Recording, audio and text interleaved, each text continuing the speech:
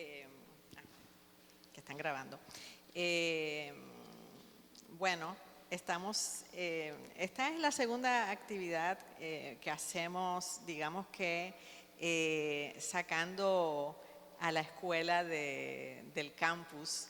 Es una actividad intramuros en la cual estamos abriendo espacios de colaboración en este caso, con el Centro de Cultura de España y con la Dirección General de Cine.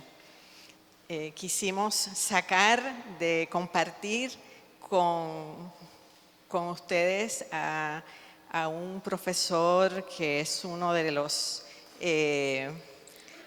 intelectuales que piensan el cine yo no diría que solamente en Latinoamérica y el Caribe, sino yo diría que mundialmente, que piensan el cine y con quien compartimos como carrera ideas del cine muy similares. Entonces, es Roger Cosa, de Argentina. Y para presentarlo tenemos a Diego Cepeda, que es otro de nuestros profes.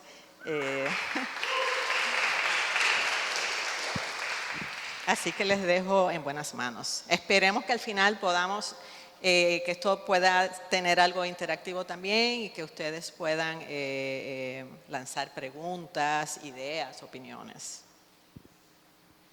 Bueno, buenas noches, buenas tardes. Gracias por venir.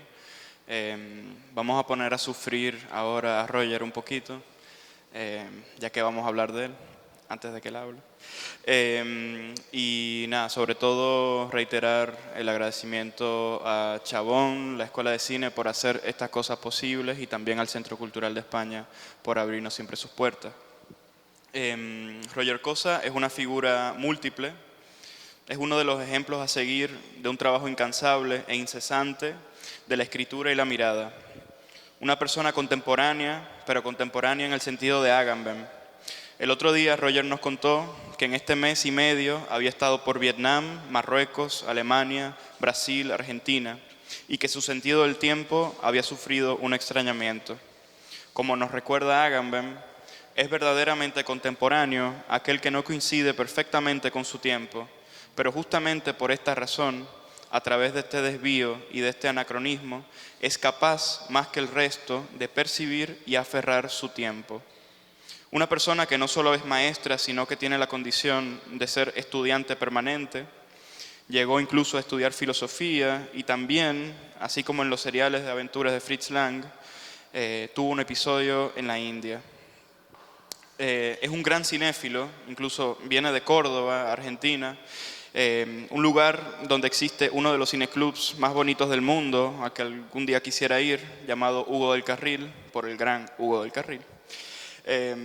Fue cineclubista y durante más de una década así aprendió a programar, lo que lo llevó a programar para festivales como el Filmfest Hamburg durante más de 20 años y bueno, sigue ahí, el FICUNAM durante casi una década, en la Bienale y el director artístico de 2 festivales, el Festival Internacional de Cine Independiente de Cosquín y por otro lado el DOCS Buenos Aires.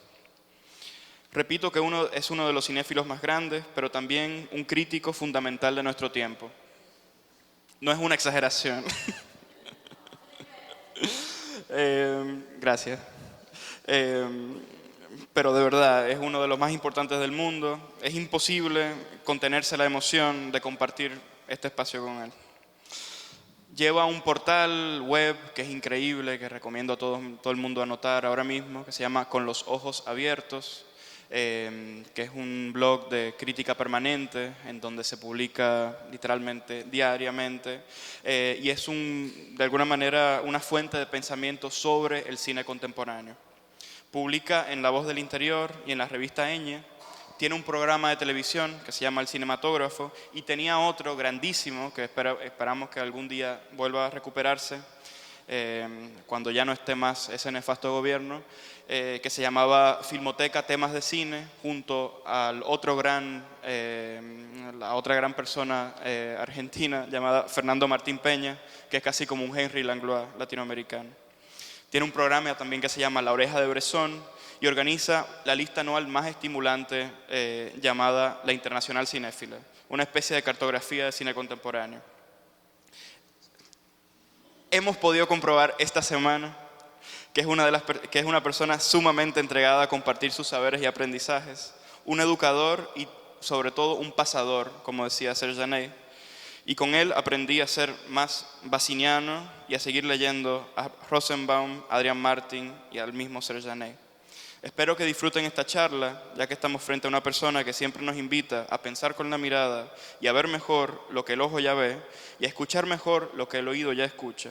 Y como bien dijo uno de estos días, el mismo Roger, hablando de otro gran programador llamado Hans Hurch, quizá programar en un festival de cine tiene que ver con eso, con cuidar los ojos y los oídos de los espectadores. Así que, bueno, con ustedes, Roger Cosa.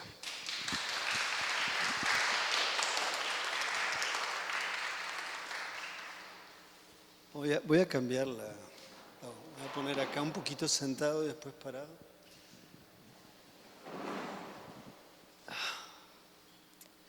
Bueno, es una exageración ser presentado así, es muy incómodo, a la vez no se puede negar la gentileza, el afecto que hay en palabras de esa naturaleza. Entonces le agradezco por ser de esa manera tan vehemente y veremos si justifico un 10% de lo que dice. Con eso yo estaría al menos en paz.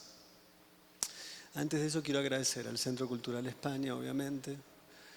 No es solamente aquí que ayudan a hacer actos, como también conferencias y a veces incluso festivales de cine. En Argentina pasa, por ejemplo, en la ciudad de Córdoba. Veo que aquí también, pero bueno, no estaría aquí si no fuera por la escuela de cine que está en Chabón. Aquí Chabón con B corta significa una cosa. En Argentina Chabón con B larga es una forma de decir amigablemente a alguien que hace flaco, que hace chabón, así se dice, que es una manera muy amorosa de referirse a gente que uno quiere.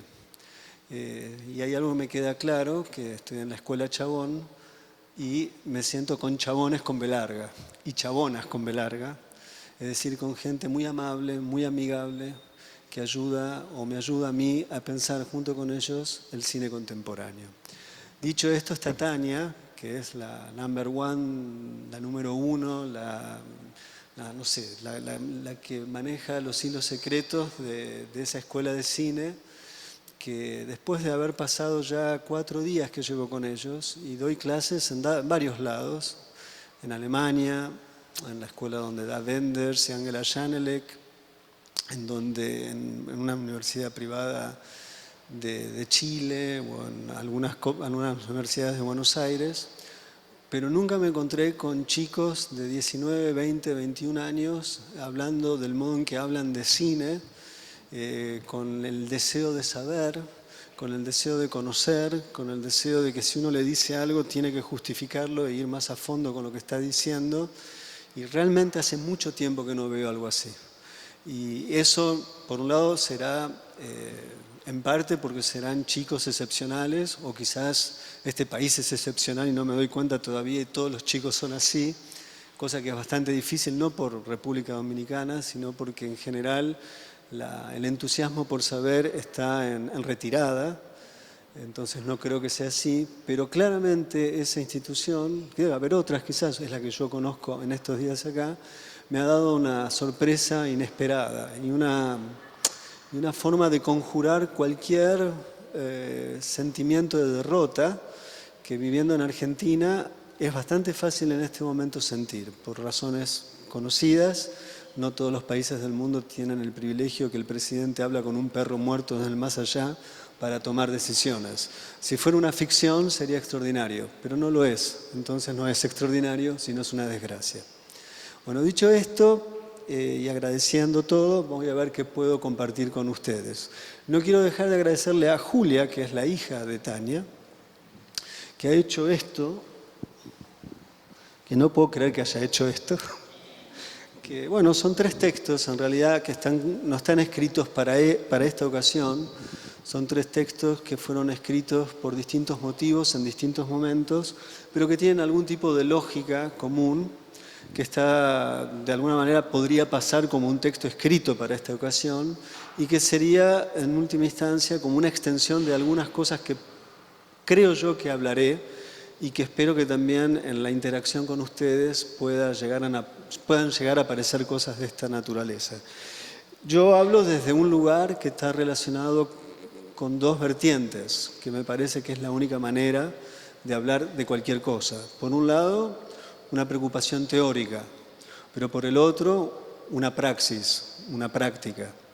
Y la teoría, en última instancia, es el intento de entender una práctica y no al revés, de hacer que la práctica responda a una presunta teoría que puede dirigir una práctica. En ese sentido, de antemano diría, uno no es platónico. O sea, no creo que las cosas existen primero en un mundo ideal y posteriormente en la práctica se tiene que acomodar a la misma. Más bien hay prácticas y las prácticas necesitan de ser pensadas, porque si no son pensadas, las prácticas se vacían a sí mismas. Desde ese lugar yo voy a hablarles desde, por un lado, la crítica de cine, porque es lo que hago, de la programación, porque es lo que hago ya hace mucho, más de 30 años o 35 años, lo cual denota que no soy joven. De hecho, cumplí el día que llegué acá años, 57, con algún tipo de dignidad, creo, por el momento. Vamos a ver. Y también voy a hablar de la experiencia de transitar festivales de cine, porque en última instancia de lo que vamos a empezar hablando es de eso, el título lo indica. Y el título tiene no solamente la indicación del festival, sino habla de fronteras. Entonces ya eso implica un dilema, un problema o un punto de partida. Entonces vamos a empezar por ahí, si a ustedes les parece y lo permiten. Me llama mucho la atención que haya mucha gente. Siempre que uno da una charla, la pregunta es, la gente que está al inicio quizás no está al final. Así que si la cosa no funciona, siéntanse absolutamente libres. ¿Estás bien? ¿Sara? ¿Estás bien? Pensé que sientan libres, no me voy a ofender ni enojar ni mucho menos, pero bueno, espero poder serles útil en la medida de lo posible y ojalá sea interesante. Veamos qué sale. También tengo un problema de fondo que esta charla, el mismo título, la di hace 14 días. Entonces voy a tratar, primero que nada, de no repetirme. Hubo un par de cineastas, sobre todo uno de México, que me escribió privadamente pidiéndome más. No sé de qué, pero voy a tratar de responderle a él indirectamente.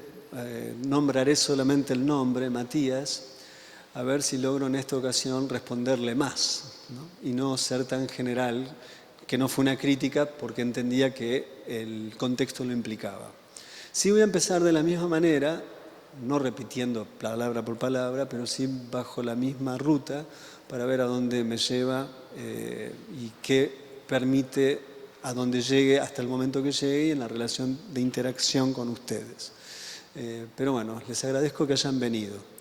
Así que empiezo menos formalmente al tema. ¿Ok? No mucho tiempo atrás, y está en el texto que está ahí, yo cuento un problema que tuve con la policía alemana, la policía de frontera alemana. Precisamente llegaba a Alemania a trabajar.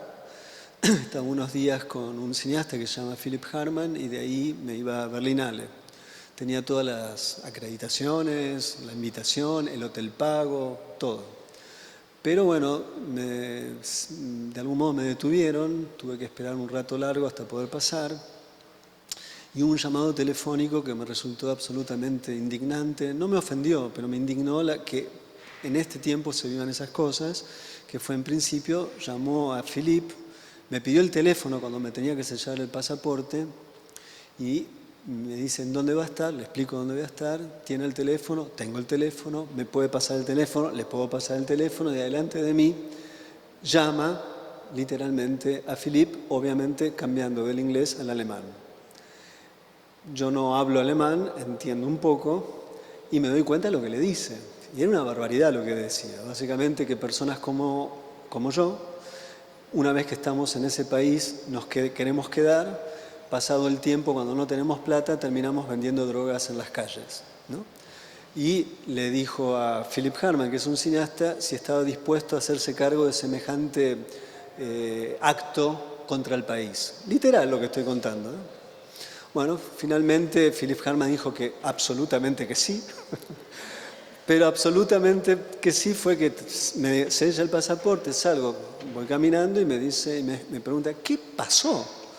Y le expliqué lo que le estoy explicando a ustedes o contándole a ustedes, y realmente era una cosa increíble que eso haya sucedido. Y yo puedo pasar hasta por alemán, porque en algún lugar tengo alguna descendencia checa alemana. No quiero ni imaginar cuando en el imaginario cromático de la humanidad esa gente confronta con otro tipo de pieles. Me imagino que debe ser todavía peor. Y por dicho sea de paso, era la Navidad. O sea que fue un Papá Noel nefasto o una suerte de perverso Santa Claus que tenía enfrente en ese día. ¿Por qué cuento esto, que es una anécdota personal? Porque creo que la dificultad para ingresar a los festivales de cine en la actualidad es muy parecida. Es decir, si no se tiene un cierto tipo de visa, si no se tiene un tipo de visado, si no se tiene un tipo de semblante, me refiero a las películas, no a los directores, difícilmente las películas puedan circular en los festivales importantes o que se entienden como importantes. Y esto, a mi juicio, por eso hablo de las fronteras de los festivales, es una novedad. Creo que había una mayor apertura hacia fines de siglo y principios de esta década, de este siglo, donde uno podía, quizás en un momento muy peculiar del cine contemporáneo, hay que pensar que hacia el año 1999-2000 hay una experiencia de renovación de distintos países. Argentina vive un momento extraordinario en materia cinematográfica, contagia la zona sur, empieza a pasar algo similar con Uruguay, con Chile, con Perú, Colombia. No es que Argentina lideraba nada, simplemente pasó, sucedió. Habría que tratar de trabajar sobre algún tipo de sociología del arte o del cine para entender mayor o más cabalmente el fenómeno, pero claramente de un día para el otro estaba Caetano, Martel, Alonso, Rejman al mismo tiempo. No es muy frecuente que en una cinematografía periférica suceda algo así, y eso inmediatamente tuvo una onda, no sé si expansiva porque es demasiado, pero sí hubo un ligero modelo de contagio. Obviamente eso coincide con otro momento histórico que no es menor, es de lo más importante que ha sucedido para bien y para mal, que es una mutación en la lógica de las imágenes, en la ontología de las imágenes, que es la sustitución del cine analógico por el cine digital.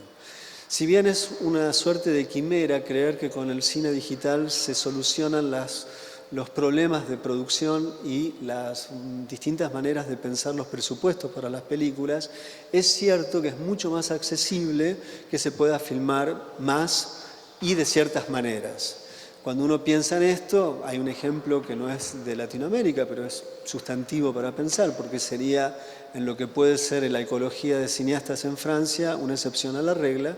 Alguien como Sylvain Georges, que es un cineasta francés que filma literalmente solo, edita solo, hace el sonido solo, hasta el póster hace solo. Bueno, ese hombre ha hecho toda una carrera desde el 2006 en adelante, gracias a que existe esta sustitución al cine digital. Decir cine digital no significa prescindir de una preocupación por los encuadres, por la textura de una imagen, y cuando uno ve justamente lo que Sylvain Georges es capaz de hacer, de inmediato uno entiende que se puede filmar muchas cosas en la actualidad y alcanzar resultados sorprendentes. Dije Sylvain Georges, puedo decir una cineasta menos conocida china, Zhang Menxi, una mujer que tiene aproximadamente 11 películas y tiene 36 años y ha hecho una película tras otra en una suerte de retrato multigeneracional a partir de las memorias de las hambrunas en China, los efectos de las hambrunas, el silencio sobre cómo hablar de las hambrunas, la ausencia en el cine contemporáneo de eso y cómo retomar esa experiencia y ese saber que está casi soterrado y que puede ser recuperado, restituido para pensar el presente, y no desde un sentido negativo de la Revolución Rusa, no es la Revolución China, sino desde otra perspectiva, sino más bien de cuál es en la actualidad la forma de constituir los archivos, las memorias de los pueblos, de las comunidades, de las pequeñas aldeas y de los sobrevivientes de experiencias que ya no tienen testigos directos. Entonces, bueno, esa película trata sobre esas cosas y está hecha con una cámara que cualquiera de los que estamos sentados acá las puede tener en sus manos. En ese sentido es extraordinario porque también esas películas, viéndola una tras otra, funcionarían como una suerte de crónica del crecimiento técnico de las cámaras desde el 2009-2008 en adelante hasta la actualidad y de lo que puede, por consiguiente, una mujer, en este caso sin gran experiencia, su experiencia era en realidad la experiencia de bailar, es una bailarina, cómo esa bailarina se va transformando en una cineasta y cómo la disponibilidad técnica y la evolución tecnológica, cuando hay una sensibilidad concreta detrás de cámara, es capaz de dirigir un tipo de cine, un tipo de película y es verdaderamente notable. Entonces, ese momento histórico, si bien uno puede pensar que lo que sucedió en Argentina, lo que sucedió en otros continentes, el caso de Rumania es el otro gran país de explosión cinematográfica, Corea del Sur, que son probablemente los tres fenómenos iniciales de mutación del cine y de un corrimiento del centro del cine de las grandes capitales, que eso es otro de los fenómenos actuales, tenga que ver también con la mutación de la imagen y todas las formas relacionadas con la creación de una imagen o de un plano. Es decir, el acto de filmar, el acto de editar y el acto de distribuir. Si uno piensa todo esto y dice todo eso, entonces las fronteras deberían estar más abiertas. Debería haber más cineastas, deberíamos poder encontrarnos con un salto evolutivo en términos de lo que puede ser el cine, y los festivales de cine tendrían que estar dando cuenta de una diversidad ostensible que debería deslumbrarnos o al menos llevarnos a repensar el estatuto de la historia del cine contemporáneo. Sin embargo, eso no pasa, sino que lo que pasa es que circula un tipo de películas de cada sector del mundo. Están las películas africanas que circulan, las películas latinoamericanas que circulan, obviamente las europeas, obviamente las estadounidenses, canadienses y obviamente también las de Asia. Y cuando uno mira el circuito, los circuitos del cine, la zona de circulación de las películas, de alguna manera, al pesar de ser muchos, en el texto que les han dado ahí o tienen en las manos, alcanza a ser 12.000, se calcula que hay 12.000 festivales diarios, al año. O sea, si uno hace el cálculo, lo que da por día es una bestialidad. Sin embargo, ninguno de estas experiencias de exhibición da por cuenta un cambio rotundo o una mutación o un salto de lo cuantitativo a lo cualitativo en lo que respecta al cine de nuestro tiempo.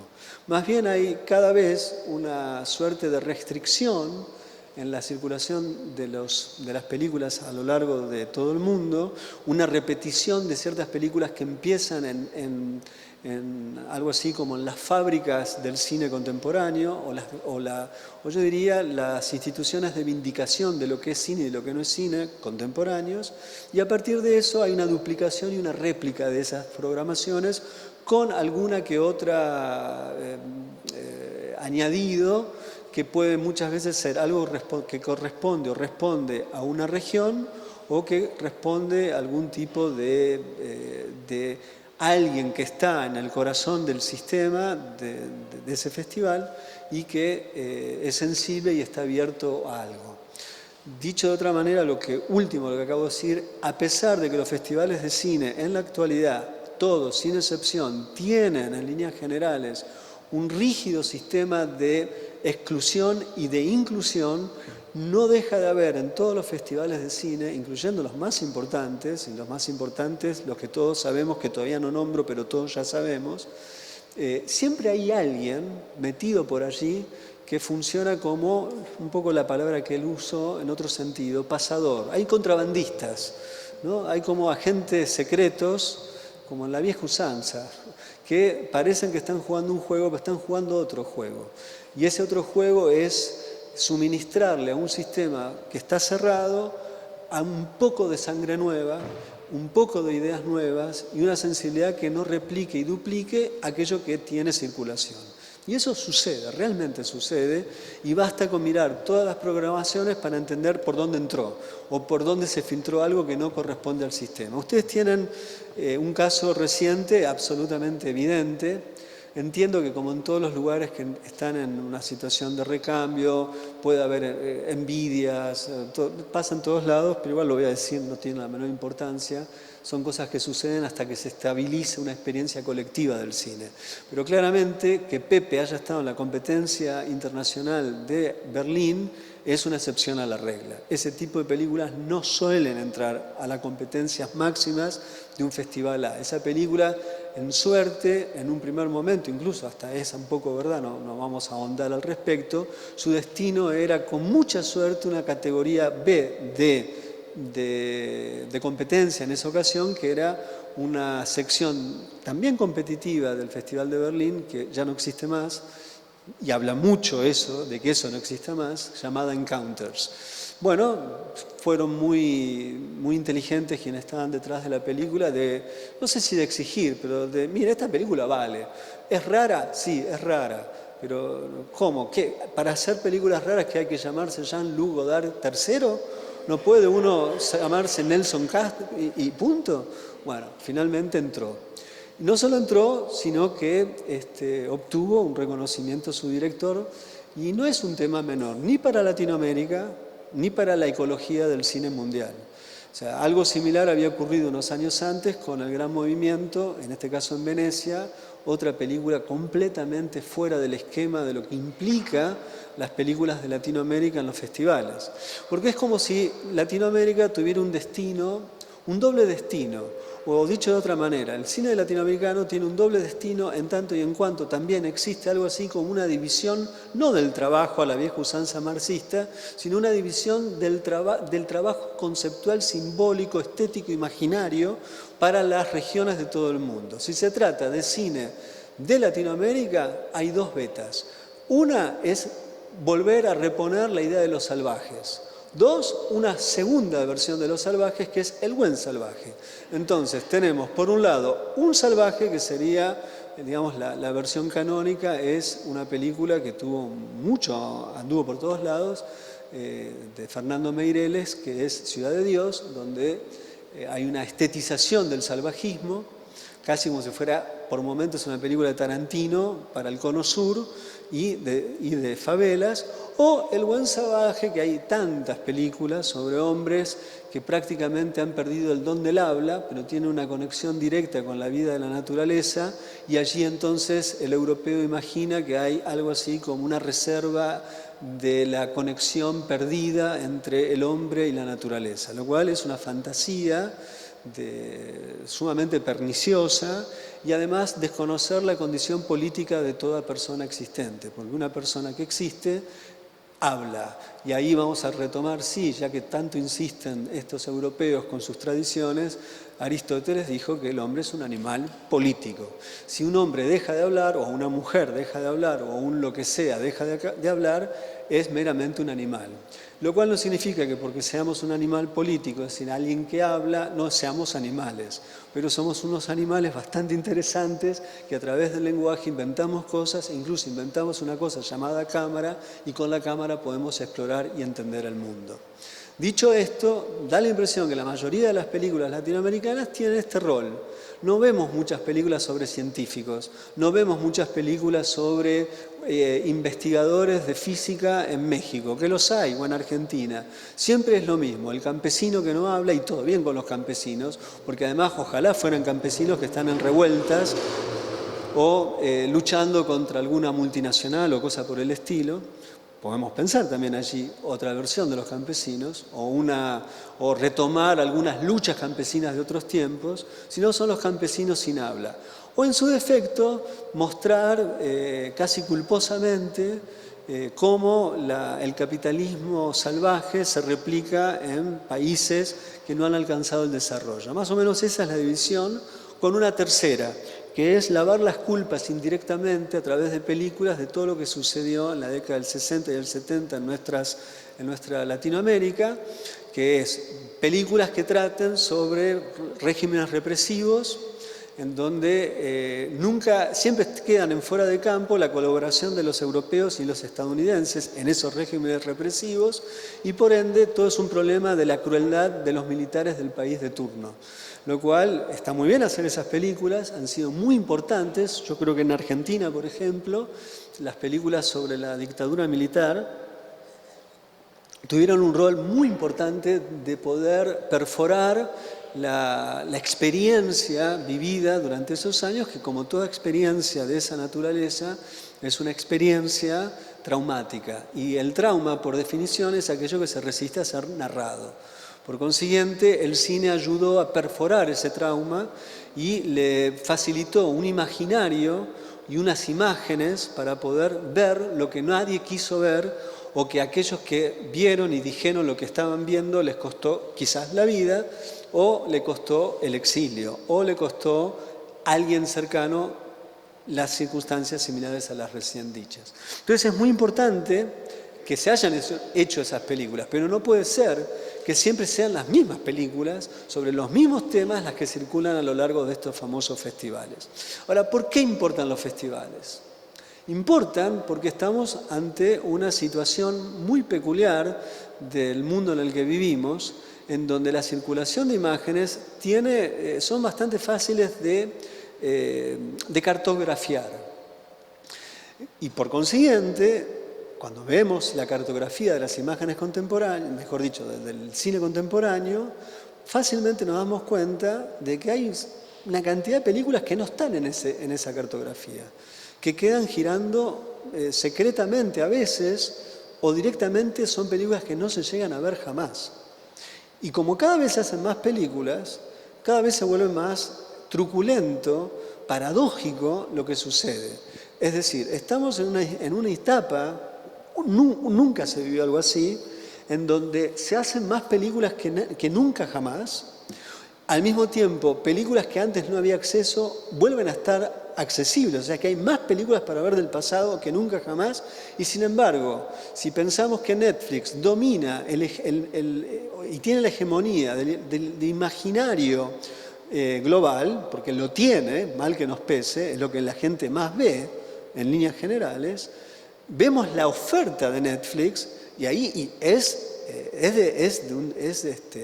ni siquiera es ofensivo, es increíble, realmente increíble, porque es un menú escuálido de todo lo que el cine de hoy tiene para dar. No hay absolutamente nada allí.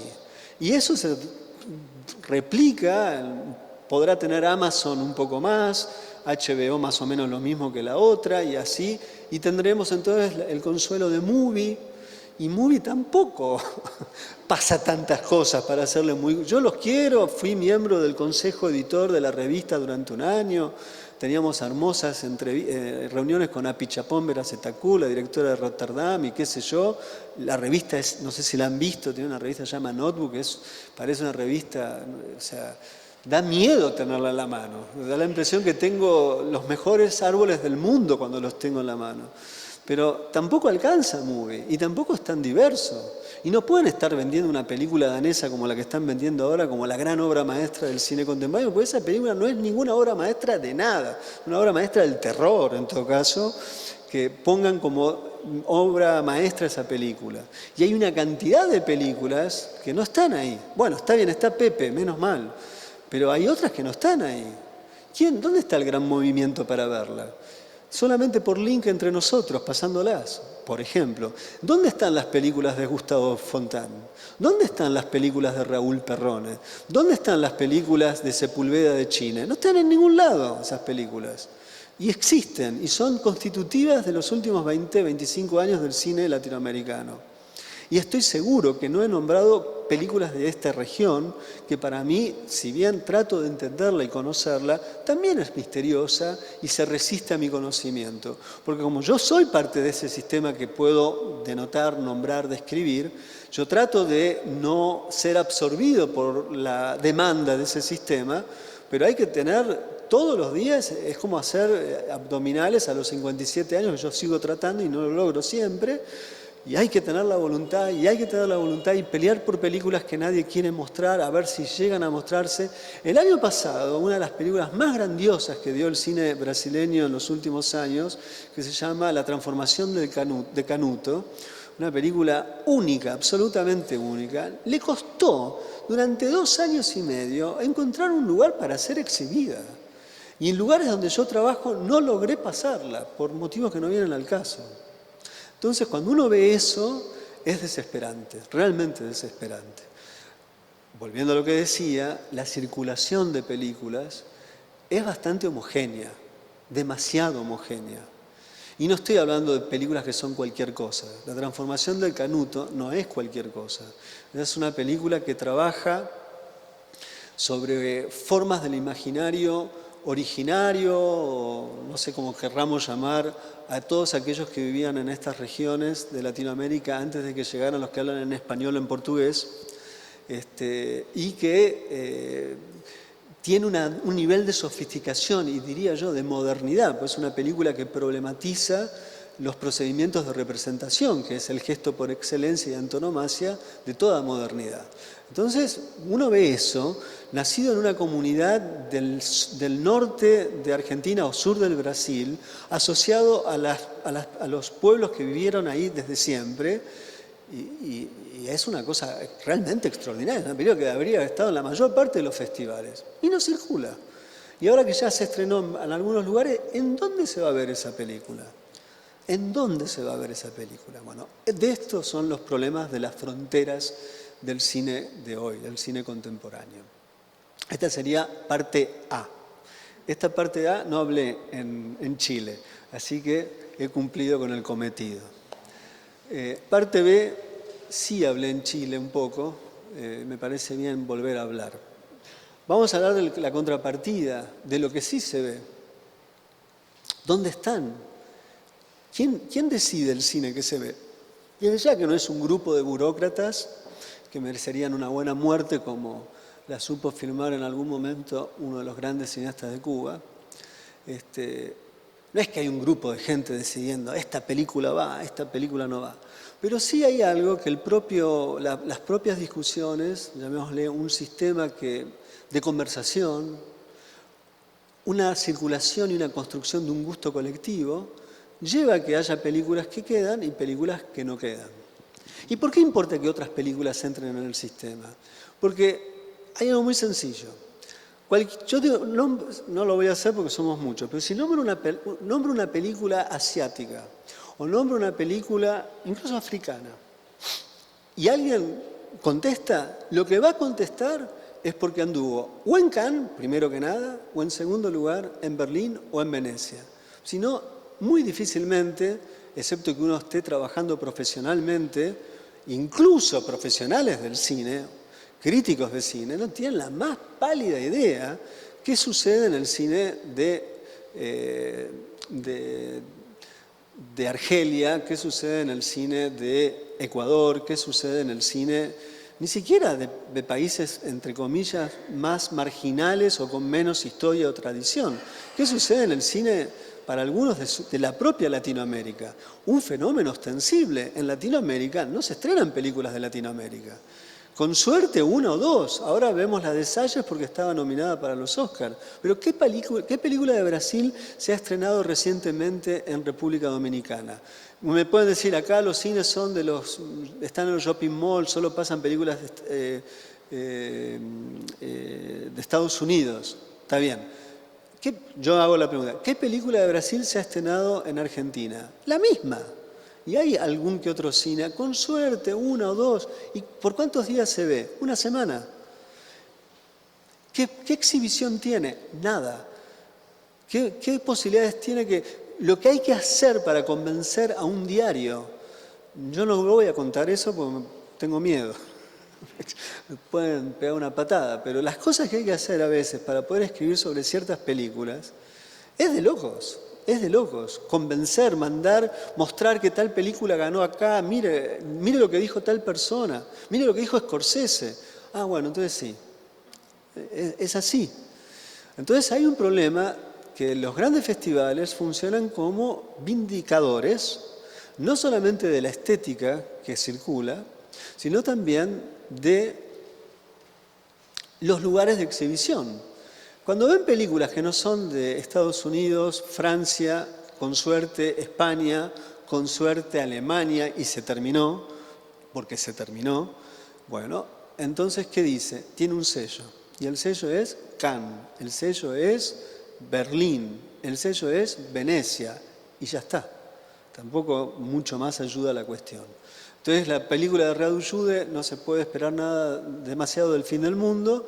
Se estrena porque le fue bien en Locarno, porque ya había ganado en Berlín, pero si esa película no hubiera ganado y no fuera Radu Jude, una película que dura casi 2 horas y media, en blanco y negro, en color, con un momento que una mujer se filma a sí misma, no la pasaría un cine pero ni de casualidad. Queda fuera de circuito.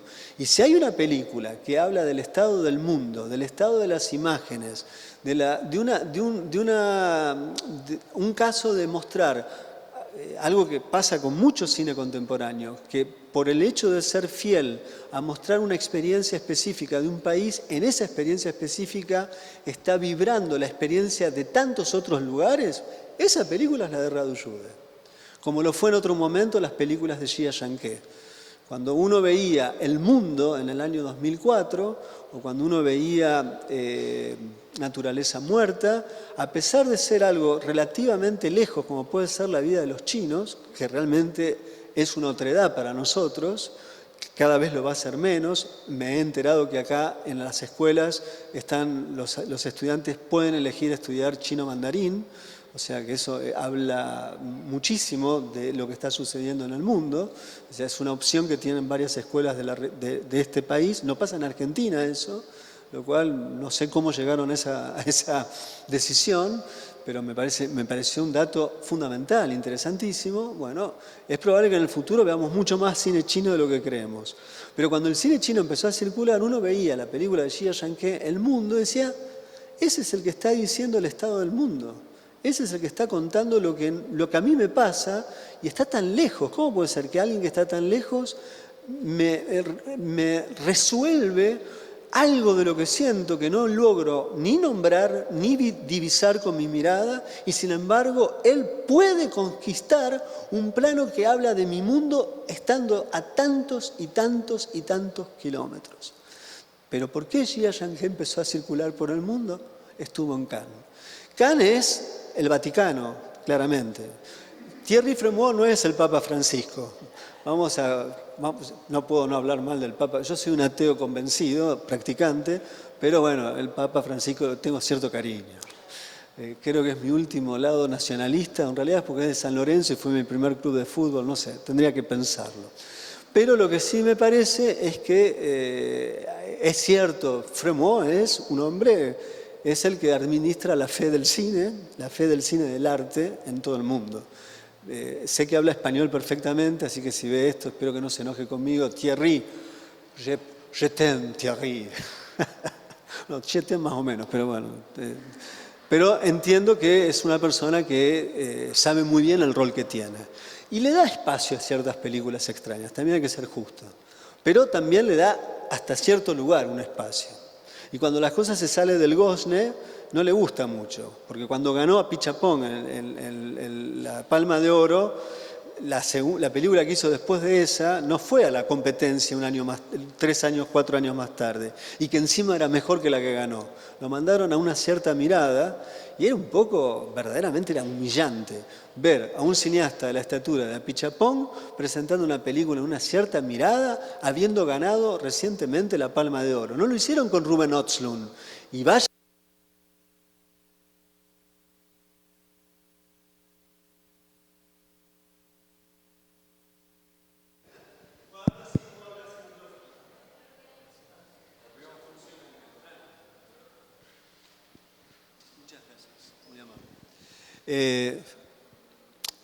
Vaya que una cosa es Apichatpong, otra cosa es Ruben Östlund. Vaya y pase la primera, si quieren, que es Square.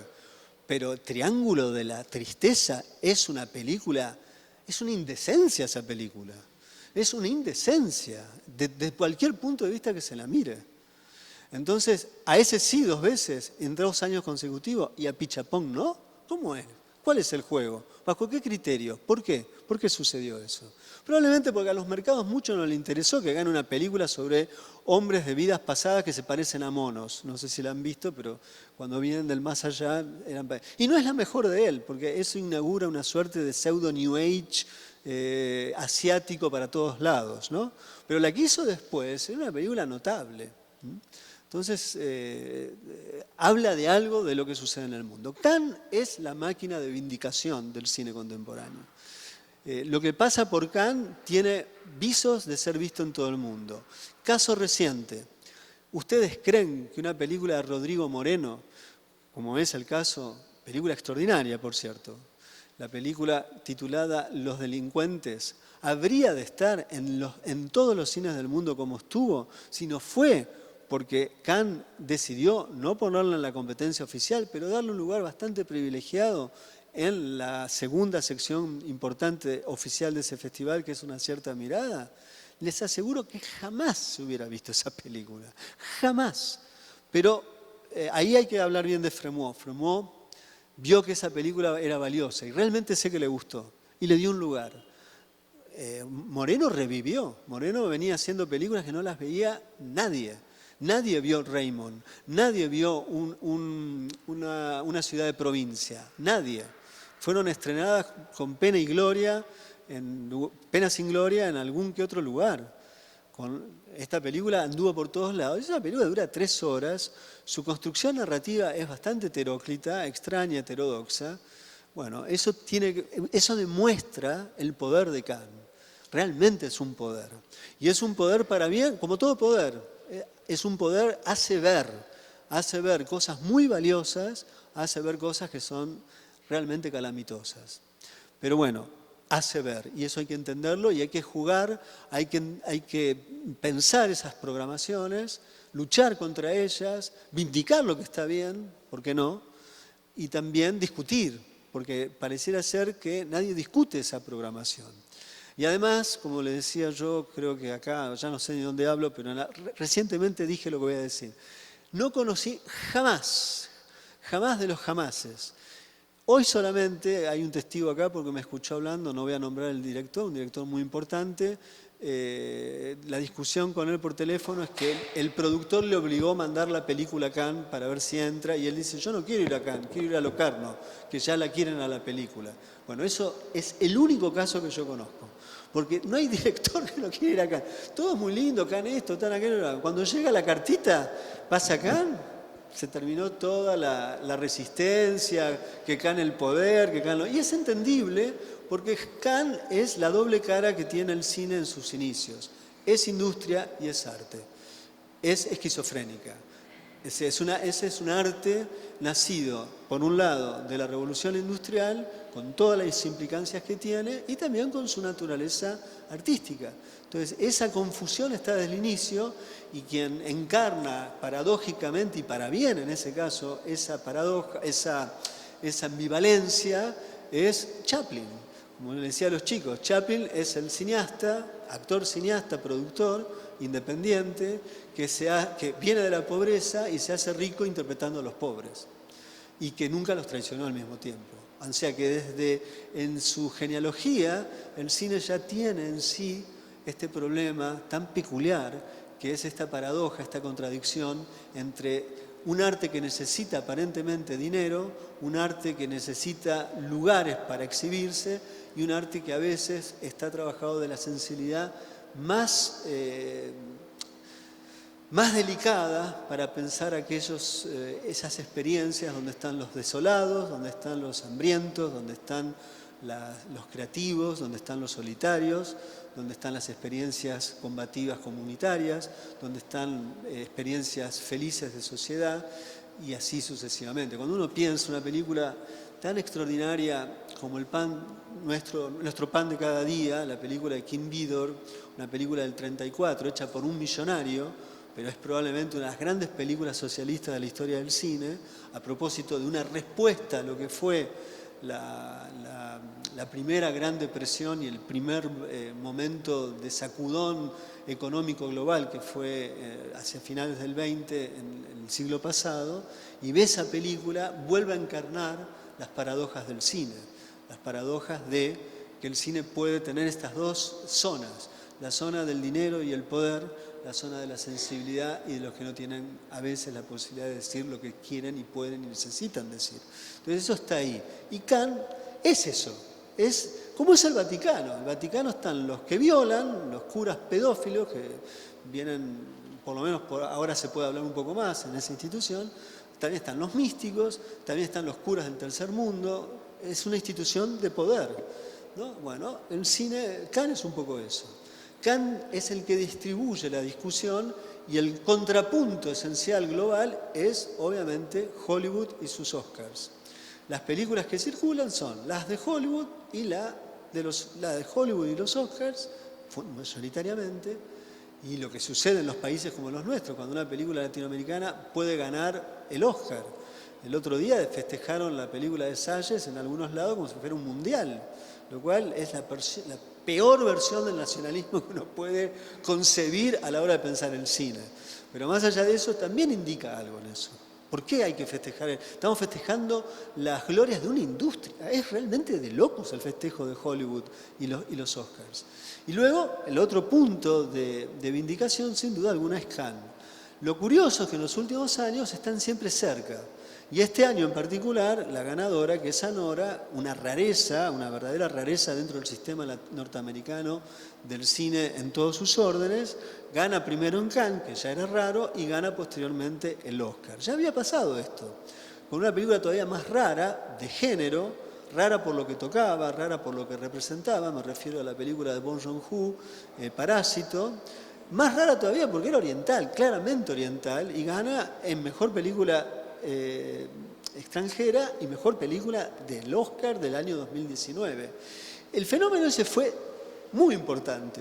No lo llegamos a poder entender en todas sus consecuencias porque después vino la pandemia. Y ahí hubo otro movimiento tectónico, si se quiere, en las tierras del cine, porque fue el momento en que se aceleró algo que se veía que podía suceder, que fueron las plataformas, que sería lo último que tendríamos que decir, que tiene que ver con otras zonas de distribución del cine. Entonces están los cines que replican la vindicación de Cannes, algunos que otros festivales y el Oscar. Luego están las plataformas que de alguna manera replican lo mismo, y luego están los festivales de cine. Cuanto se alejan un poco de Cannes, hay más espacio, más lugar, más posibilidades.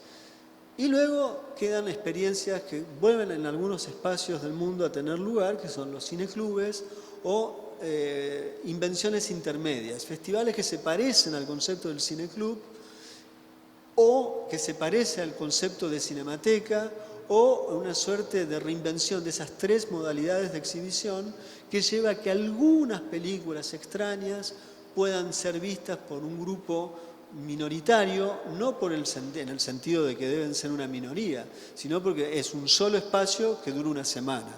Y acá quiero decir algo respecto a uno de los conceptos más reaccionarios que existen a la hora de hablar del cine, que es el concepto de adjudicarle a las películas distintas a lo que se debe circular, ponerles el mote de películas elitistas.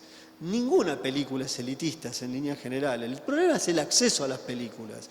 Si uno se acostumbra y se habitúa a ver dos tipos de cine, no va a terminar siendo elitista una película de Jacques Tati, cuando una película de Jacques Tati era una película de corte popular. Lo mismo con Chaplin, lo mismo con John Ford. Hoy una película de Ford sería una película elitista. Entonces hay que ser muy cuidadoso, me parece a mí, sobre esas categorías, porque muchas veces se habla que el cine de los festivales es un cine elitista. Hay cosas elitistas, pero vaya que hay cosas elitistas también en Hollywood. Estar constantemente viendo películas de gente millonaria, no puede haber nada más elitista que replicar un modelo de vida inalcanzable para la mayor parte de los espectadores, naturalizando un modelo de vida que no tiene absolutamente nada que ver con el nuestro y que es absolutamente inconmensurable al mismo tiempo. Entonces me parece que esas cosas también hay que decirlas respecto de los festivales.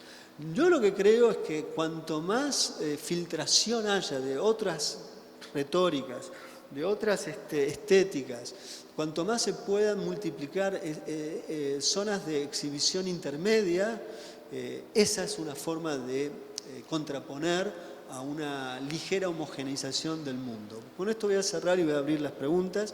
Solamente voy a decir algo que he observado. Vengo estudiando, él dijo como si yo fuera una persona millonaria que viajo por el mundo, ¿no? Estuvo en tantos lugares.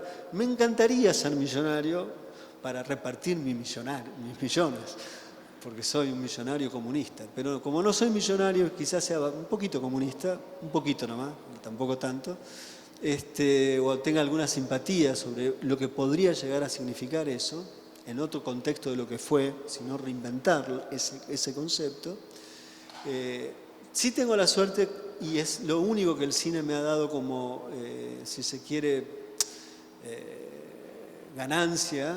No tengo mucho dinero, puedo vivir de lo que hago con suerte, haciendo un gran esfuerzo, disculpen la confesión, pero tengo que decir, porque él dijo que viajé por todo el mundo. Yo viajo por todo el mundo porque viajo por el cine, que me invitan, y a todo digo que sí, porque me encanta viajar. Para mí el cine es viaje y el viaje es cine. Entonces acepto, y he viajado, y es cierto que he viajado, he conocido lugares que por mi cuenta jamás podría haber llegado. Caso Armenia. Pisar la tierra de Artabaz Peleyan para mí es lo más parecido para un musulmán ir a la Meca. O sea, yo llegué ahí, pisé, vi la montaña que filma Peleyan y dije, puedo morir en paz, ¿no? Realmente lo pensé en serio, no estoy diciendo un chiste. Bueno, es cierto que voy a esos lugares y es cierto que puedo ver esas cosas. Y lo que me doy cuenta es que el cine del mundo es muy, muy diverso. Y no nos damos cuenta de lo diverso que es. Hay cosas extraordinarias que no se ven y que en todos los lugares hay gente muy deseosa de crear esos espacios de exhibición. Y que eso existe y que está ahí y que ojalá eso pueda pasar. Yo la impresión que tengo desde afuera de visitar República Dominicana por segunda vez, la primera vine con mi papá, no recuerdo absolutamente nada, solo que me había gustado más que Puerto Rico, que tampoco recuerdo absolutamente nada, pero me acuerdo que me había gustado acá y no allá, no sé por qué. Sí recuerdo, no recuerdo nada, pero sí recuerdo de ahora, voy a recordar de ahora, que acá en Argentina hay una expresión popular que dice está a punto caramelo, que es cuando algo que se cocina está en el punto justo de cocción para ser devorado y vivido en el máximo placer dietético una comida. Yo tengo la impresión que no solo por lo que sucedió con Pepe, está más allá de Pepe. Hay una creación de una cultura cinematográfica, me da la impresión, en República Dominicana, que en algún momento va a dar un salto cuantitativo y cualitativo en la cantidad de películas que existan. Ahora, creo yo al mismo tiempo que para que eso pueda ser recepcionado y pueda ser reconocido, bueno, tengo la impresión de que hay una tarea para la crítica, hay algunos críticos, hoy conocí uno nuevo que está por ahí sentado con anteojos, pero como no estoy con los anteojos no lo veo, hay uno que está acá que más o menos puedo entender que lo veo, pero este es el peor de todos en realidad, y hay una chica por ahí que también es bastante buena. Bueno, van a necesitar de la crítica de las escuelas de cine y de lugares de exhibición y discusión, como pueden ser cineclubes, exhibiciones de las escuelas de cine, encuentro entre las escuelas de cine que van de cada uno por su lado, como también una actividad crítica que discuta el presente. Si eso sucede y además se pone a consideración que no pensarlo solo en términos nacionales, sino en términos regionales, que hay algo que puede estar pasando, no probablemente en Haití por ahora, no probablemente en Puerto Rico por ahora, pero sí quizás en alguna región, ya no del Caribe, pero más quizás en Cuba, o reencontrarse con los cineastas cubanos de hoy, que solo logran filmar cortometrajes y no largos, ver si ahí hay una posibilidad de coproducción, no sé, estoy pensando cosas que vengo pensando de que llegué acá, con cosas de Centroamérica, bueno, ahí hay algo que puede dar a esta región, me da la impresión a mí, un salto inesperado para el cine del futuro, que es el cine del presente en realidad. Y que cuando uno visita lugares como Francia, que ellos creen que son dueños de la filosofía, del queso, del sexo y no sé cuántas cosas más, y de algunos países, es un país que es un remedio de sí. No pasa nada en Francia en materia cinematográfica, nada, absolutamente nada. Hay algún que otro director, pero son glorias del pasado que persisten, son como flores, como estrellas que han caído del cielo, pero que todavía por la velocidad de la luz las seguimos viendo brillar. Pero no pasan muchas cosas allá. Y en estos lugares sí están pasando cosas, y están pasando cosas extraordinarias. Hay veces que llegan a brillar en el firmamento del mundo contemporáneo del cine, como el caso de Pepe. Pero Pepe es Pepe. Pero hay muchas cosas más que un hipopótamo bilingüe o trilingüe. Hay muchas cosas más pasando y estoy seguro que debe haber nuevos cineastas que están a punto de dar a conocer su obra y que de ahí esperemos que en esos festivales que están en todo el mundo haya lugares de filtración, dobles agentes que puedan permitir reconocer una obra para introducirla en un sistema que está cada vez más rígido, que repiten las mismas fórmulas, pero que no obstante nunca se llega a clausurar del todo y cerrarse y clausurarse.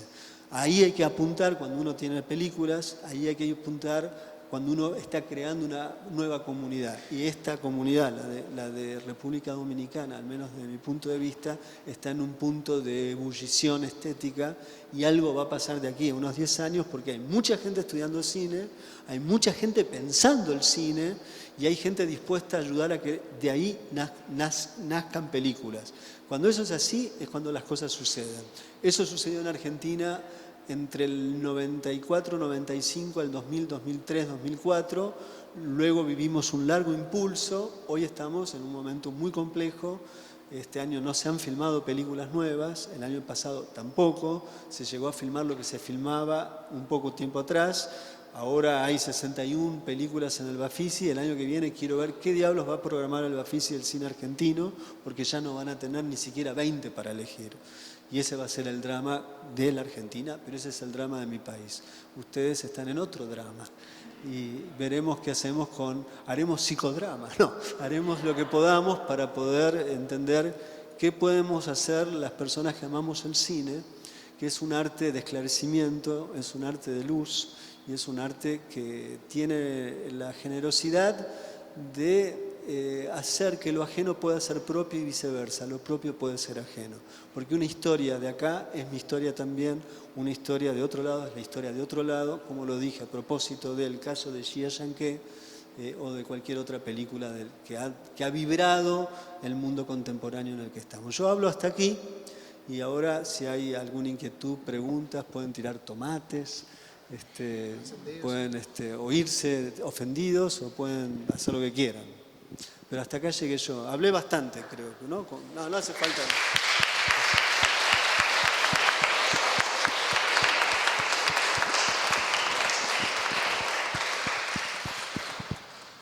También podemos terminar e ir a comer, ¿eh? Entonces, pero ahí hay un señor que levantó la mano.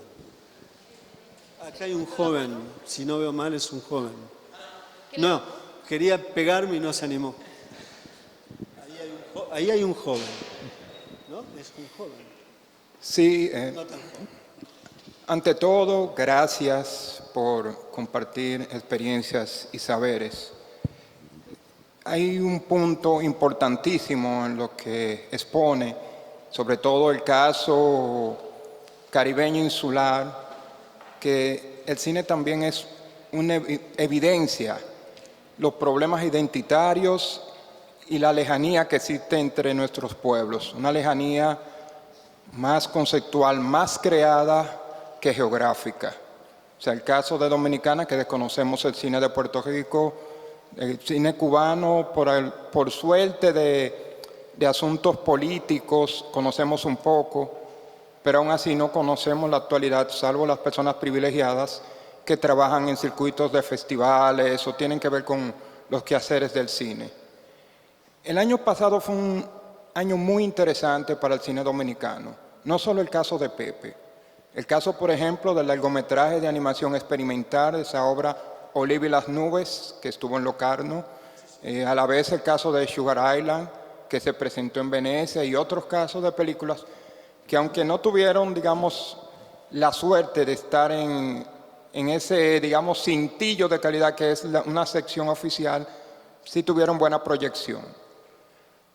Pero a la vez nos lleva a cuestionarnos, que es nuestro caso, público para esas películas acá en República Dominicana, que a pesar de que sí existe una comunidad de personas estudiando cine con inquietudes, con preguntas, con cuestionamientos, a la vez hay una gran parte de la población totalmente desprovista de ese acceso. Y es algo, por ejemplo, que se le ha planteado a las autoridades, y no que suene a paranoia, pero es la misma lucha que nuestros pueblos se enfrentan contra la destrucción de la memoria. Y mi pregunta es, en su caso como conocedor, ¿cuál ha sido ese punto de quiebre doloroso entre la labor de curador y la labor de crítico, donde tiene que, digamos, tomar decisiones dolorosas y enfrentar la censura o la oposición para tratar de dar a conocer una mirada? Bueno, lo que usted dice es muy importante por otros motivos que no está implícito en lo que dice, y voy a contestar igual a lo que dijo con gran pertinencia y precisión. Pero hay algo que además habría que añadir, que es el problema de la accesibilidad, ¿no? Por eso es un problema muy importante, tanto para la exhibición, por lo que sale una entrada, o un acceso a un cine, que es un tema no menor, lo que implica estudiar cine, quiénes son los que estudian cine. Creo que acá hay un sistema de becas bastante generoso para que gente que no es muy pudiente, tampoco que no tenga nada, pueda llegar a estudiar. Eso pasa en algunas regiones del mundo, en otros no, de Latinoamérica y en otras no.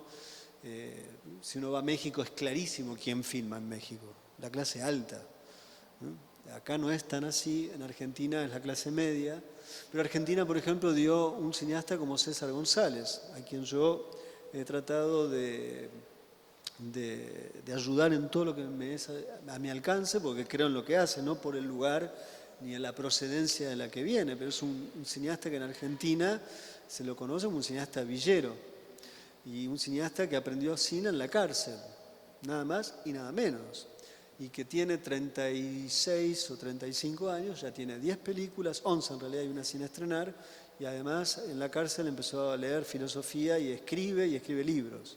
Es un caso inédito, único, pero que no habría que singularizarlo. La ideología lo que hace frente a casos así es apelar a la teoría del caso excepcional. Es decir, es explicar el caso no de John Ford, sino de Ford, el dueño de los autos, que era un lustrabotas, como un caso único, lo que genera el capitalismo, que al genio el lugar se le da. No es ningún genio, César. Es genial, pero no es ningún genio. Es alguien que simplemente pudo desobedecer que el lugar que se le asigna en el orden social no tiene por qué obedecerlo. Y entendió que por su cuenta podía leer, que hoy una cámara la podía tomar, empezó a filmar y fue aprendiendo haciéndolo a filmar, además de tomar algunos cursos que dan en la cárcel, y en la actualidad tiene algunas películas que descaradamente toma procedimientos de Jean-Claude Godard, y que si yo le mandé a Nicole Benenet una de sus películas, no hace mucho, todavía no tengo respuesta. Nicole Benenet era alguien que trabajó al lado de Godard en los últimos años, porque realmente es genial lo que hace. Porque además un francés jamás haría eso, porque la tradición, por un lado, es un piso, pero también es una forma de tortura. ¿Cómo filmar en Francia con toda la gente que te precede? Eso es algo muy interesante de aquí. La gente de aquí no tiene a nadie que pedirle permiso, están inventando una tradición. Hay muy pocos cineastas en el pasado. Eso no es ni malo ni bueno, es una condición histórica dada por distintos motivos. Pero eso permite que de acá uno pueda esperar mucho más que de Francia, que o están los que copian el pasado o los que tienen tal admiración por el pasado que no se animan a hacer absolutamente nada. Y ese es el problema para mí de por qué no hay una renovación del cine francés. Ahora, el acceso es cómo ver, por un lado, el segundo es cómo filmar, por el otro, porque eso también son modelos de censura. Está la censura política, pero está la censura del mercado. Está la censura de las condiciones materiales de una sociedad que impide que ciertos sujetos puedan desear querer hacer cine. Eso también es una censura en la imaginación. Entonces, esas son cosas que importan. Y luego hay otra censura, que es la censura indirecta, de la cual el público está tan habituado a ver un régimen audiovisual que frente a una película que está en las antípodas o directamente no pertenece a ese orden audiovisual, siendo una película que dentro de otros marcos conceptuales, históricos, políticos, materiales, hubieran sido películas populares, son vistas como películas inaccesibles porque el espectador común, como llamamos, no tiene el código de acceso frente a algo que es simple en realidad, pero no tiene el código de acceso. Entonces, ¿cómo diablos se constituye el código de acceso? Eso es para mí lo más preocupante de todo, debo serte sincero, porque cada vez más hay una lógica de la imagen que lleva a una forma de mímesis respecto de la lógica audiovisual que no es el cine ya, es el teléfono, el Instagram, el TikTok, el YouTube y todo eso que lleva que las imágenes están a una velocidad, que todo es a una cierta velocidad. Entonces, si viene alguien cuya sensibilidad indica que tiene que sostener un plano tanto tiempo porque su sensibilidad lo implica, ¿quién está en condiciones de ver eso cuando vivimos una experiencia cognitiva frente a las imágenes de una aceleración permanente? Una aceleración que ya ni siquiera está, dentro, yo decía a los chicos que tengo curso acá, ya ni siquiera está en el orden de la gramática del cine, está en el teléfono. ¿A quién se le ocurrió que los mensajes de WhatsApp tienen que estar a 2 puntos y no al punto de sonido normal? O sea, si eso llegó hasta acá, para que nosotros nos comuniquemos de la manera que nos comunicamos, indica que el imperativo de la aceleración es un imperativo que está en todos los órdenes de comunicación. Eso tiene una incidencia directa al cine. Y para el cine es deleterio, es venenoso, es mortal, puesto que el cine es un arte concebido bajo la concepción de una forma del tiempo, que no es única, pero el tiempo es lo que define el cine. Y si el tiempo de nuestro tiempo, valga la redundancia, es un tiempo de la aceleración, por consiguiente estamos ante una situación de sumo peligro para que el cine pueda persistir, respirar y existir de una manera teniendo en cuenta el pasado y sus tradiciones vivientes y la necesidad de un tiempo de hoy de contraponerse a la aceleración del tiempo en todos los órdenes. Entonces ahí hay un tema de primer orden y eso también es una forma de censura.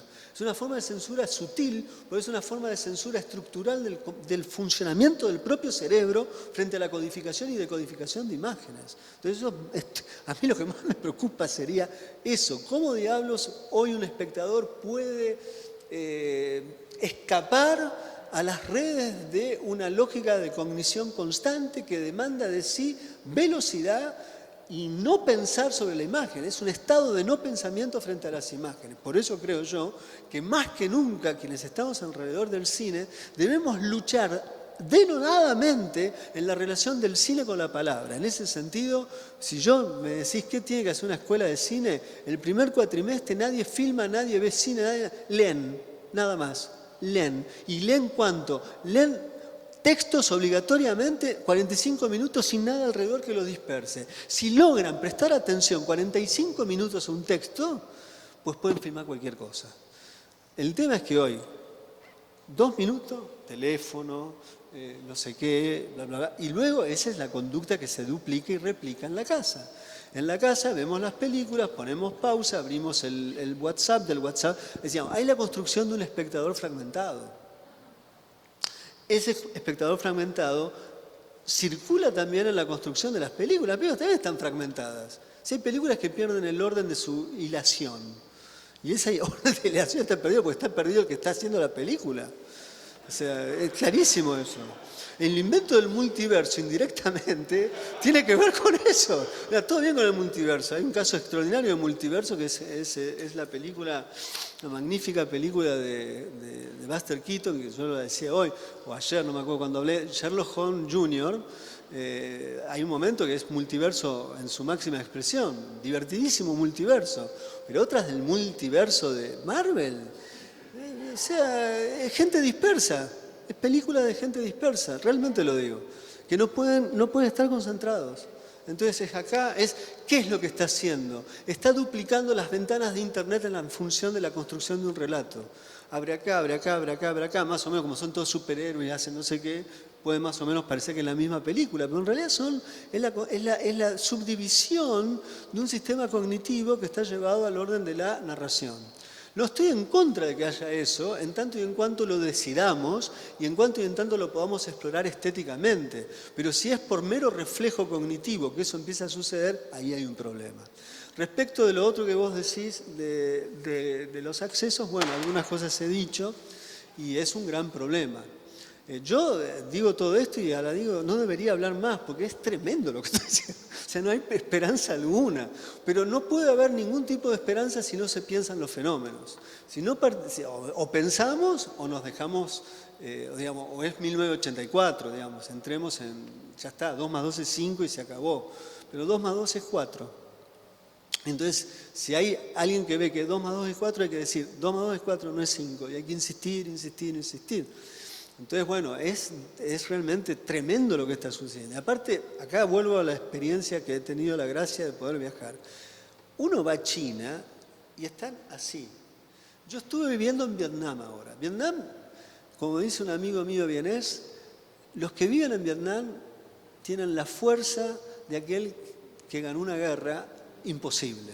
Entonces uno los ve, siempre están sonriendo, y nos sonríen a nosotros como diciendo, ustedes estúpidos, los sacamos, y ahora vienen a hacer turismo y a dejarnos los dólares.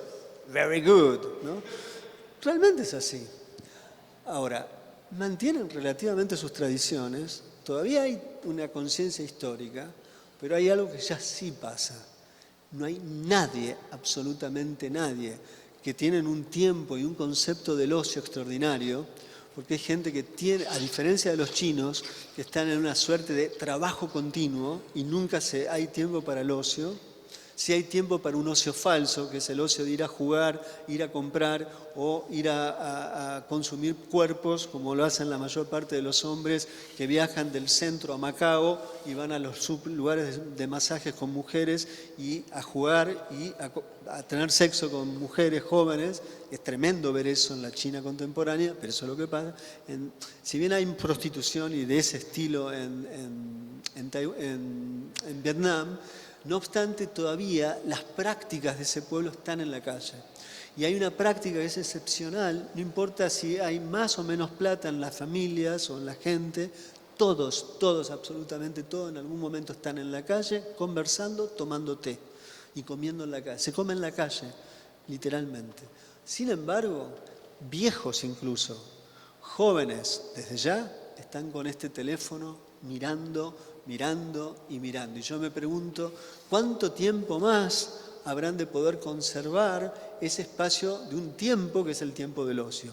Lo dudo mucho. Yo creo que estoy viendo una última etapa cognitiva, ontológica de los vietnamitas. Y no sé qué es lo que va a generar esto. Hay unos locales en Hanoi, son rarísimos, van a sacarse fotos de primerísimos planos en una suerte de boom de la selfie, pero que necesitan después la impresión. Entonces van con las selfies, copian las selfies, hay unos lugares para sacarse fotos, se maquillan y se sacan selfies, y son negocios que tienen cola para sacarse selfie. Es una cosa muy delirante que tiene que ver con esto. O sea, esto le ha robado al cine el primerísimo plano de la cara. El rostro está perdido frente a una cámara en la actualidad. Entonces, bueno, ahí hay un problema de primer orden. Ahora, sin embargo, esa gente está ahí con su tiempo histórico y con su recuerdo y su memoria. No sé el salto cuantitativo que va a ser de aquí a 15 años cuando todos los testigos del siglo XX no estén. Yo creo que va a ser tremendo lo que va a pasar, creo. Espero equivocarme porque es un pueblo que vive de otra manera, realmente vive de otra manera. Ahora, esto está, y el régimen audiovisual que esto impone está. ¿Y qué diablos pasa en esas personas? No lo sabemos. Y lo que también pasa es que hay cada vez menos librerías. Entonces, y lo que también pasa es que cada vez hay menos cines. Entonces, ahí hay un lugar de preocupación, al menos para mí. Te he contestado un poco y me he ido, no por las ramas, porque no me he ido por las ramas, realmente no, pero sí es cierto que hablé de más. ¿Se terminó? ¿Vamos a comer? Hay otra pregunta más. Uy, las chicas del curso, no me preguntes sobre el montaje prohibido de Bazán, porque hoy lo hablamos a fondo, así que eso no. Me oigo, ok. Ya que nos vemos proyectados a vivir en una tecnocracia, en donde unos pocos lentamente se adueñan de todo, el territorio digital, ¿acaso cree usted que sea factible soñar con salir en Netflix o HBO? O si la máquina de cine debería evolucionar y meterse más profundo en este chamber de media, sí. Mira, hay algo que yo... A que se creen distribuidoras independientes y qué tan factible sea crear una distribuidora independiente. Quizás hay que inventar algo absolutamente desconocido. No solamente que haya más distribuidores independientes o una verdadera plataforma independiente, que hay algunos casos en Latinoamérica. Yo en un momento participaba de una, después no participé más porque me echaron básicamente, escribía los textos para ellos, Retina Latina. Pero está bien que existan esas cosas, pero quizás hay que inventar algo completamente desconocido. Yo observo, disculpen que me vuelva de nuevo hacia mi país, pero hay formas de trabajo colectivo minúsculos para hacer películas. En el caso de Argentina está el caso de Pampero Cine. Muchos creen que Mariano Ginás y la gente a su alrededor son gente de mucho dinero. No son gente de mucho dinero. Es una clase media herida. En otro tiempo quizás tenían más medios, pero es una clase media herida. O sea que no es gente que hacemos las películas que hacemos. Yo sé cómo vive. Ginás vive en un lugar alquilado, como yo. No vamos a tener, yo creo que nunca voy a tener una casa propia. Me imagino que él tampoco. Quizás tiene una que es del padre, que no sé muy bien cómo es, pero no importa. Esa es una historia de él. Lo cierto es que él, con 4 personas más, han inventado una forma de hacer películas en un principio con muy poco, y después han tenido ayudas porque les ha ido bien, pero han empezado con muy poco. Y yo me pregunto por qué ese modelo no se replica. Digamos, acá hay gente chicos que están estudiando cine. ¿Por qué tienen que pensar que tienen que ir al instituto de no sé dónde para pedir dinero? ¿Por qué no empiezan a pensar van estudiando los 2, 3 primeros años y no empiezan a hacer una suerte de creación colectiva? Cámaras, equipos de sonido, vamos juntando dinero y luego nos vamos a producir entre nosotros las películas e intercambiar roles. Y luego vamos a inventar una modalidad, quizás por internet, para que la gente vea nuestras películas. E incluso vamos a inventar un sistema de exhibición en distintos lugares donde vamos a empezar a mostrar nuestras... ¿Por qué no se piensan esas cosas? ¿Por qué llegado un momento hay que ir otra vez más a hacer el atelier de los festivales? Que ese es otro tema que no hemos ni hablado, que es tremendo, el lugar donde se empieza a perder la libertad en función de entrar al sistema. Entonces uno hace una película más o menos decente en el inicio y luego te dicen cómo hay que seguir haciéndola. Y cuando vos ves la segunda película que hizo que hizo una buena película, la segunda película no tiene nada que ver con lo que hizo antes y de pronto se parece a una cantidad de películas que ya existen. Bueno, eso hacen muchos festivales, con sus famosos laboratorios. Bueno, entonces, ¿por qué no se puede inventar otro sistema de exhibición, otro sistema de producción, otro modelo de dar a conocer lo que se hace? Y ahí sí yo creo que uno puede adueñarse de las técnicas digitales y de esta, vos decís tecnocracia. Estoy de acuerdo que es una tecnocracia, o puedo usarlo de Varoufakis y pensar en el tecnofeudalismo y todas estas cosas que existen, que son ciertas. Pero también es cierto de que nadie nos impide, por lo menos por ahora, de adueñarnos de todo, en el sentido de hacer propio los modelos de producción, los modelos de exhibición y trabajar coordinada e inteligentemente. Yo lo que creo que el problema del mundo contemporáneo es que hay una tendencia a la privatización del deseo respecto a lo que hacemos. Entonces, por consiguiente, no se piensa colectivamente con los compañeros que está uno estudiando cine. ¿Por qué no se puede hacer algo así? Y esto lo discutía con cineastas alemanes que se quejan que ahora el Estado, que la guerra, que esto, que aquello, ¿no? Ustedes no pueden hacer algo en conjunto. Son 6 acá en Hamburgo. Nunca los veo trabajando entre sí. ¿Por qué no lo pueden hacer? Bueno, esa gente, por ejemplo, han inventado un festival en la casa de un viejo que tiene 80 años, van como 200 estudiantes de todos lados, es un festival secreto, pero se están viendo las películas, las están discutiendo, y puede haber más así. Yo pienso esas cosas, les podemos pedir, ¿y cómo hacemos para vivir? No sé bien cómo hacemos para vivir. Quizás hay que trabajar colectivamente. Yo en ese sentido creo que hay que restituir el poder del concepto de cooperativa, que está completamente en el olvido, pero ahí hay algo absolutamente extraordinario como experiencia colectiva de producción. Y ya que hablamos de producción, bueno, probemos ese tipo de producciones. ¿Por qué no se puede producir así? ¿Por qué no se puede pensar de esa manera?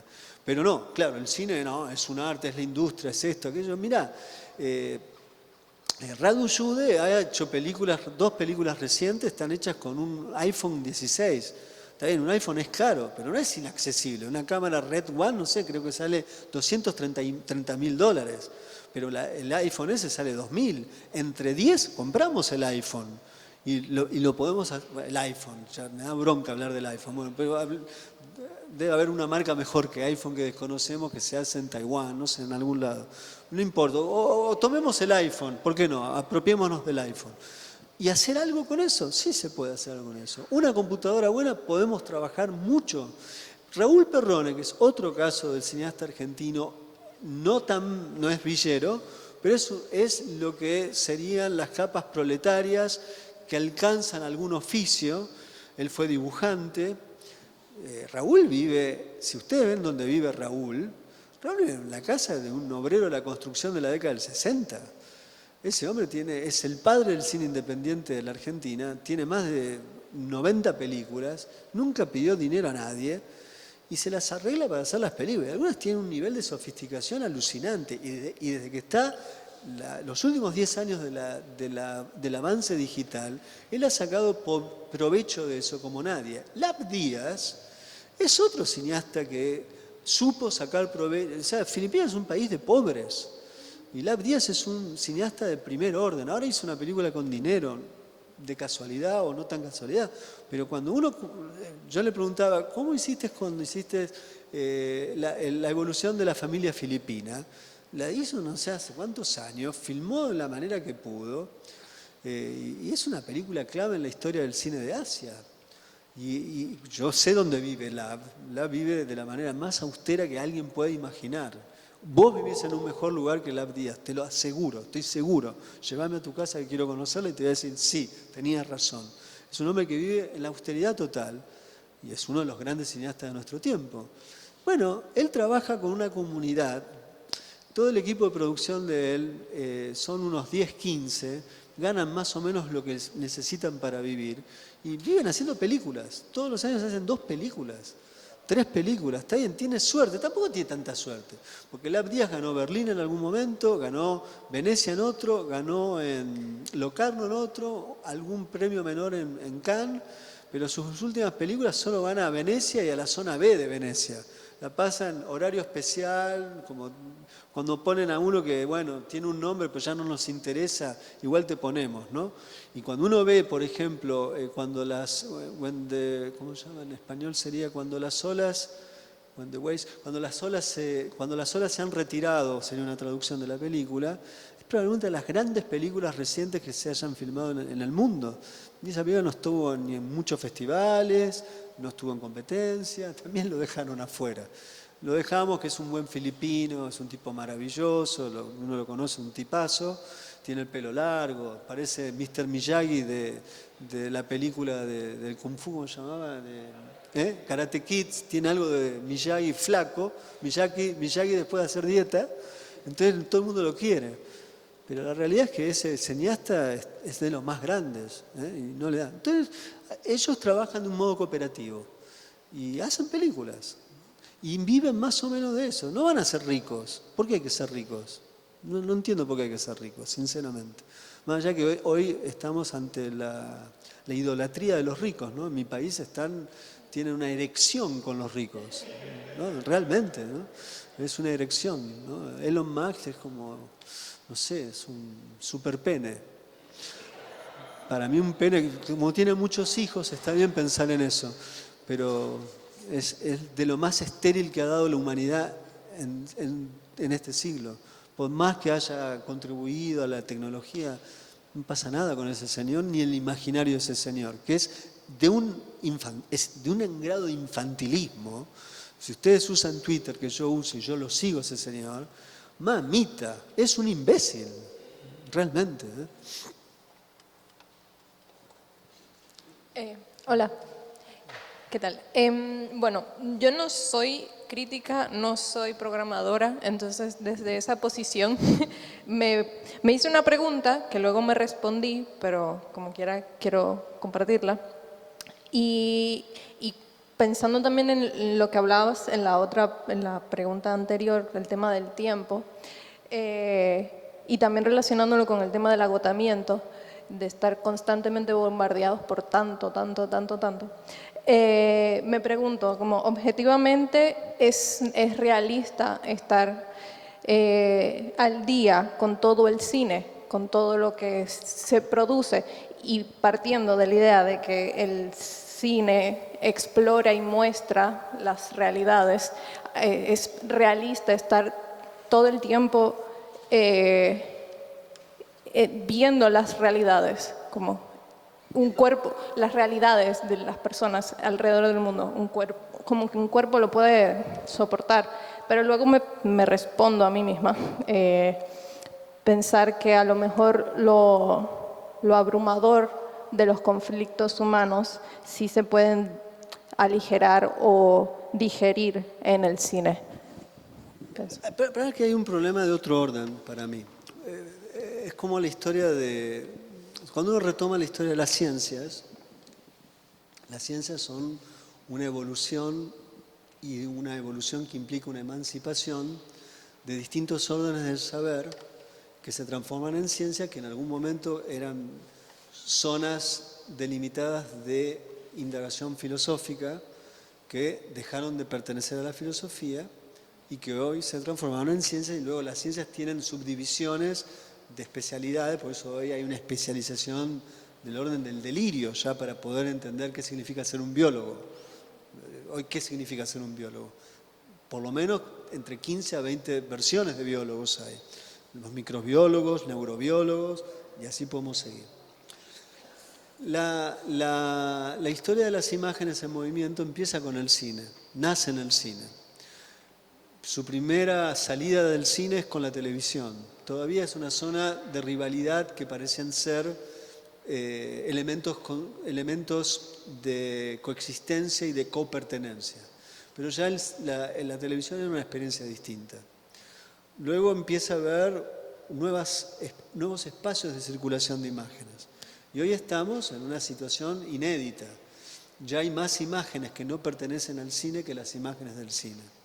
La cantidad de imágenes que producimos por día es del orden de lo infinito. O sea, hay más imágenes por año que probablemente toda la historia del cine. Pensemos simplemente, cada uno de ustedes, cuántas imágenes suben al día en Instagram y empiezan a multiplicar, tanto en movimiento como en fotos, que además tienen un destino extraño. Cuando el cine empieza, una imagen cinematográfica implicaba el concepto de que era perdurar algo que no tenía imágenes para que justamente al ver esa imagen lo que había existido pudiera doblegar el olvido. Las imágenes de hoy están hechas para ser sustituidas por otras imágenes. Incluso los mismos dispositivos piden eso. Las stories, ¿no? del Facebook, del Instagram, ¿qué dicen? Contá la historia, está el redondelito. ¿Y cuánto duran? 24 horas. Inmediatamente debe ser sustituida por otra y sustituida por otra. O sea, son imágenes que nacen para morir. No son imágenes que nacen que para aquello que ha muerto o ha dejado de existir, persistan. Esa es una novedad, pero la novedad también está implicada respecto de una cantidad de imágenes que ya no son del orden cinematográfico, que ya pertenecen a otra galaxia del universo de los signos en movimiento. Entonces eso es novedoso y eso es lo que cansa, porque este mundo es un mundo de imágenes. Hoy, la imagen de hoy, o en todo dicho, el mundo es lo que es en tanto existe una imagen de ella. Hay un texto filosófico, para los que les interesan los problemas teóricos, muy viejo, de un filósofo muy complejo, muy jodido, pero no obstante inteligente, que se llamaba Martin Heidegger. En un texto llamado Sendas Perdidas, también conocido como Caminos de Bosque, hay un texto famoso ahí que se llama La época de la imagen del mundo. Ese es un texto que yo visito a menudo porque él entrevé el problema de la relación, de la experiencia del mundo en relación a la imagen. Y ahí hay algo para revisar desde hoy, porque la realidad es que hoy uno no llega a sentir que existe si no hay una imagen de sí que se duplica y que se da a conocer a los demás. Bueno, por eso la imagen cansa. Desde ya que cansa, si estamos en una situación de pandémica de imágenes. Vivimos una pandemia de imagen. Es una intoxicación de imágenes.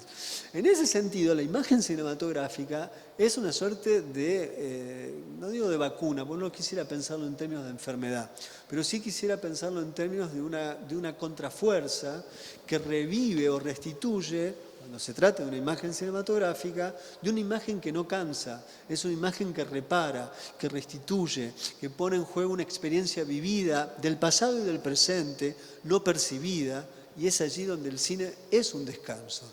Lo que pasa es que hay tiempo para ese cine. Si yo ya estoy con la imagen de acá, la imagen de allá, la imagen de acá, el teléfono, la pantalla, el coso, el otro. ¿Vamos a ver una película, mi amor? No, estoy podrido de ver imágenes. Entonces, ¿qué hacemos, mi amor? Vamos a leer y ya estoy cansado. Mejor veamos una serie y nos quedamos dormidos viendo la serie. Y así pasan los días. Y así pasan los días. Entonces, es tremendo. Ahora, el tema de fondo para mí, que es un tema que excede al cine, es quién gobierna nuestras vidas. Y si yo gobierno mi propia vida. Esa es para mí mi pregunta de hoy personal. ¿Puedo gobernar mi tiempo? ¿Estoy en condiciones de encontrar un gobierno de mí mismo? No en un sentido narcisista, no en un sentido privatizado, sino en un sentido de primer orden de ciudadano. Si yo no puedo tener cuidado de mí, no puedo cuidar nada. Entonces, ¿puedo yo tener el tiempo para ver esas imágenes que todavía existen, que son las imágenes del cine? Esas son las preguntas para mí que hay que hacer. Y eso es para mí una función política de la actualidad, de la crítica, de los programadores, de los profesores, digamos, restituir esa experiencia que el cine todavía tiene. Hay un hermoso, para los que leen francés o para los que me conozcan, porque yo tengo la grabación de cuando filmaron la entrevista que se convirtió, no se convirtió en un libro en realidad, el libro existe y es una entrevista sobre el libro, entonces habla del libro. Es una entrevista que le hicieron a Jean-Louis Comolli antes de morir, a propósito de un pequeño librito de él que se llama Una cierta tendencia en el cine documental. Y hacia el final de esa entrevista, él habla de que el cine sigue siendo un pequeño arte, dice él, donde todavía se puede poner al resguardo o todavía se puede resguardar cierto tipo de experiencias. O el recuerdo de una memoria, de una forma de vida que está en vías de extinción o que puede desaparecer. Entonces yo pienso el cine de esa manera. Cuando vos me preguntás que estoy cansado de todo lo que vi, sí, ¿cómo no estar cansado? Veo 10 minutos de no sé qué, de YouTube o de TikTok y es demoledor. Después de media hora es demoledor. Pero trato de gobernar mi tiempo y decir, bueno, hasta acá vi esto. Voy a ver una de Bresson, voy a ver una de Dreyer, voy a ver una de Ford, o voy a ver una nueva película que anda por ahí que parece que hay algo que refiere al mundo de nuestro tiempo. Entonces, cuido la experiencia de la imagen. El problema es que, ¿quién gobierna la saturación de imágenes en nuestro tiempo? ¿Qué pasa con el sonido también? Vivimos en una era de estruendos, y ese estruendo también está en el cine. Duplica el estruendo colectivo de la ciudad. O sea, la ciudad es un montaje, y hay un montaje de sonidos de la ciudad. Esta es una ciudad bastante amable igual desde el punto de vista sonora, pero andar a Buenos Aires a tomar café a algún lugar, te volvés loco, porque suena el celular de la gente que ya no usa auriculares porque cree que puede poner su iPad, o a los niños que tienen al lado que no los aguantan, le ponen el iPad y juegan a juegos que está... Y está eso ahí, está el otro allá, la tele prendida con el partido de fútbol, dejan prendido la radio porque suena la radio. El grado de alienación sonora con la que vivimos en la actualidad es una alucinación, de tal modo que después ves una película donde la película no trabaja con el estruendo y no sabemos qué hacer. O sea, no sabemos qué hacer. Yo le puse a mis alumnos unas películas de un cineasta que se llama Nathaniel Dorsky, que no tienen sonido. No sabían qué hacer. O sea, están desesperados. Y hay gente que ve mucho cine. Y no la aguantaban. No la aguantaban. No podían hacer experiencia de algo sin sonido. Era muy impresionante ver eso para mí. Una decepción. Porque hay gente con la que yo trabajo hace mucho. Entonces digo, bueno, estos pueden ver esto. Y no podían. Claro, ¿cómo hacemos? ¿No? Es realmente muy difícil hacer eso. Muy difícil. Pero o uno se entrega a la muerte o uno persiste en lo que cree, en lo que quiere, en lo que piensa que hay vida. Entonces yo prefiero, dentro de lo que puedo, lo que a mí me toca y me concierne, bueno, me dan un lugar para hablar, yo no paro de hablar, porque siento el deseo de comunicarme. Quizás estoy totalmente equivocado, pero al menos creo en lo que digo, lo cual es bastante en el mundo de hoy. Bastante. Entonces, bueno, hablo. Y si alguien me dice, bueno, veamos ciertas cosas, muestro. Entonces hoy los chicos vieron Peleján, qué sé yo, quizás no les gustó, no entendieron nada, dijeron que era caótico. No importa, vieron Peleján. Y ver Peleján es una experiencia única. Y el otro día vieron Kiarostami, y ver Kiarostami es una experiencia única. Y vieron no sé qué, y así, y así, y así. Y esos chicos, 2 o 3, dirán, no, hay otra cosa, che. Y quizás entran en contacto con otros, porque se puede.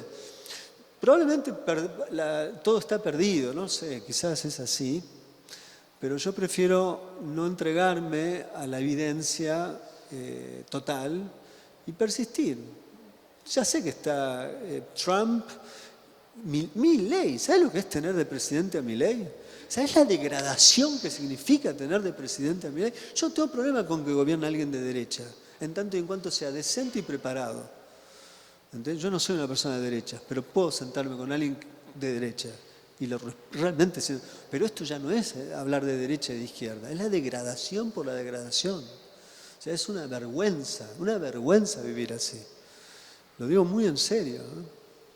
Y a la vez tengo que respetar al que lo votó, porque el que lo votó está tan enajenado para ver en ese sujeto enajenado una esperanza. ¿Vos podés creer? Una esperanza en alguien así, en alguien que vive gritando, que vive insultando y deseando que todo aquel que no se le parezca no exista. Es muy impresionante vivir en tiempos como los que nos tocan vivir.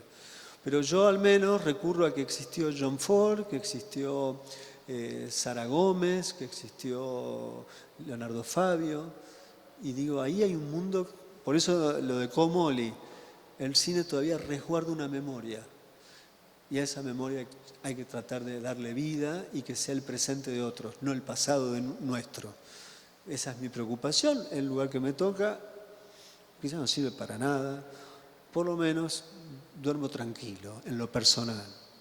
Y eso es bastante, soy alguien que no toma pastillas para dormir.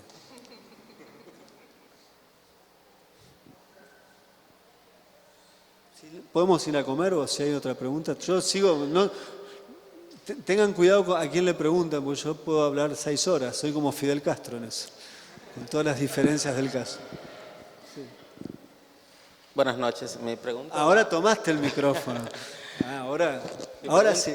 Con él cerramos, porque con él abrimos. No, eso es mucha presión, eso es mucha presión. Mi pregunta va, ¿cómo tú definirías una película latinoamericana exitosa? Mi pregunta va porque yo he estado en diferentes paneles y la preocupación es que las universidades están sacando estudiantes que no ven el propio cine del país donde estudian o no quieren hacer el cine del país donde estudian, pero tampoco ven el cine del país de al lado, como pasa en Latinoamérica, y eso se va replicando en países de Latinoamérica. Pero pasa otra situación que quizá pasa en la casa de muchos de nosotros, de que mi madre consume una serie coreana diaria, se aprende los actores. Por lo menos. Lo disfruta, o sea, ese tipo de... No son estadounidenses, ya bastante. Ese tipo o sea, lo que ha creado Corea con Netflix ha sido de que las abuelas de cada uno de nosotros, o la madre de cada uno de nosotros, se enamoren de esos personajes, de la colorización, del tiempo, de la cinematografía. O sea, exactamente. O sea, ¿cómo tú definirías una película latinoamericana exitosa cuando no sabemos quizá qué ser? Por ejemplo, en algo que quizá he notado, películas exitosas dominicanas que van a los festivales, pero el público quizá no la aprecia. Pero sale una película comercial que la crítica no la aprecia, pero el público sí la aprecia. O sea, ¿cómo se define? O sea, entiendo todo lo que decís. Un poco le contesté a él en algún momento eso, por otros modos. Es un problema el concepto de la crítica va por un lado, los festivales por otro, las películas llamadas de arte van a los festivales, las películas que no son buenas van a los cines, son las que supuestamente el público ve. En realidad hay un gran desorden de la experiencia con las imágenes y la experiencia del cine. Y lo que termina sucediendo es que la lógica del mercado impone y construye su espectador. Entonces ahí hay un problema central, clave, político. Hay un viejo libro. Yo trato de no hablar de muchos franceses porque creo que uno de los riesgos de la cultura cinematográfica es el exceso de afrancesamiento. Pero es cierto que hay un libro importante al respecto de Jean Rancière que se llama El espectador emancipado. Yo lo que creo es que el espectador contemporáneo es un espectador que no está emancipado, que es un espectador dependiente, heterónomo, no tiene sus propias leyes y queda a merced de los consumos y de los presuntos estrenos y de los presuntos éxitos de los estrenos. Entonces, primero yo desconfiaría en una primera medida conceptualmente de la idea del éxito. En primera medida, eso. Entiendo el problema que vos traes. Porque lo que vos traes es la relación que existente entre lo masivo, que es leído como éxito. En mi país, en este momento, la discusión respecto de la producción del cine, que era de 200 a 300 películas, que pasaban por el Instituto Nacional del Cine, en la actualidad se ha reducido de 8 largos y 2 cortos, 10 por año, lo cual es no una mutilación, es literalmente el asesinato del cine argentino. El concepto por el cual, muy misterioso, con el cual decidirán darle el dinero a los 800 proyectos que se entregaron para 8 largos de ficción y 2 de documental, es la potencialidad de éxito que tengan esas películas. ¿Quién sabe de eso? ¿Cómo saben de eso? Yo el ejemplo que doy, si uno le da a leer a esa gente que habrá de decidir una película que tuvo éxito en los festivales y en los cines de la Argentina, llegó a más de 50.000 personas, que en Argentina es un éxito de taquilla para una película nacional. La película se llama El Jockey, es de Luis Ortega, y te aseguro que si la ves, es lo más parecido a un viaje, no sé, yo no tomo drogas, pero me imagino que si volviera a tomarlas, dejémoslo ahí, si volviera a tomarlas me pegaría un viaje de adolescencia viendo eso, es un delirio total, no responde a ningún marco narrativo contemporáneo de lo que se supone que eso puede dar éxito. Entonces, si eso lo leen, ¿le darían dinero a ese señor para filmar? Desde ya que no. Y sin embargo fue un éxito. ¿Por qué fue un éxito? Es una gran pregunta, es un gran misterio. La razón por la cual el Jockey tuvo en la Argentina una recepción numerosa de público, y no necesariamente público llamado del público que va al cine, también el que va al cine a los festivales, bueno, es realmente un misterio a estudiar. Entonces es difícil entender qué es el éxito en tus términos como vos los planteas. Yo en principio sospecho del éxito, en primera medida. Y lo que me pregunto es un poco lo que le dije al señor anteriormente, cómo el problema es de la emancipación de los espectadores. Lamentablemente estamos en un partido, si fuera de fútbol, que vamos perdiendo 14-0 y queda para jugar 20 minutos. La impresión es que es imposible empatar. Pero quizás es posible meter un par de goles. Disculpa la metáfora futbolística, soy argentino, eso no lo puedo evitar, pero podemos remontar un poco el partido. ¿Qué quiere decir eso? Que tu mamá, bueno, ya hay algo en tu mamá, ve Corea, no ve Estados Unidos, ¿no? Se permite ver una otredad cultural, más allá que Corea en sus modelos de narración cada vez están más cercanos a un modelo de narración llamado universal, que en realidad es un subproducto de la globalización desde Hollywood, eso también hay que decirlo. Pero más allá de eso, por lo menos puedo escuchar otro idioma. Es muchísimo, muchísimo, muchísimo. Bueno, el tema es cómo logramos que haya, lo que decía hace un rato atrás, otros lugares de exhibición, que un festival invite, que sea más amable en la invitación del que no está acostumbrado a un festival. Yo he visto cosas que funcionan, ¿no? Festivales que van a las escuelas de todo el país, invitan a los alumnos a que vayan a una función especial para los alumnos, de pronto ponen al cineasta, me acuerdo una que hicimos en México, Denis Coté, que está todo tatuado, un personaje rarísimo, pero que es un amor, las películas de él son más raras que él, que es decir mucho, veían las películas, lleno de pibes, no sé qué entendían, pero estaban, y no parecían estar aburridos, no entendieron nada, el otro les hablaba, qué sé yo, pero a alguien de que está ahí le queda que puede ver otra cosa.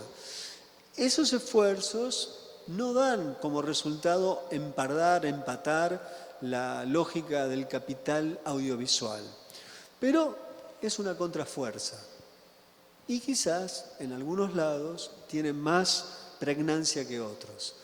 Lo que sí creo es que no deberíamos comprar la idea del éxito abierta acríticamente y por otro lado creer que las películas que tienen éxito son las películas que la gente quiere ver. Eso no es cierto. Eso es una flagrante mentira.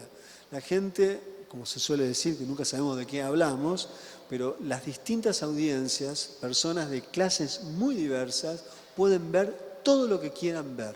Se trata de hábito y de puentes de aprendizaje. Simplemente eso. Hay que encontrar quién hace de puente, quién hace de traductor, entre comillas, y el lugar donde eso pueda ser visto. Por eso, en ese sentido, la soberanía del espectador, de los espectadores y la emancipación de un espectador depende muchísimo de las instituciones, depende muchísimo de los festivales, depende mucho de la crítica. La crítica cumple una función, por un lado, estrictamente literaria, pero también los críticos pueden...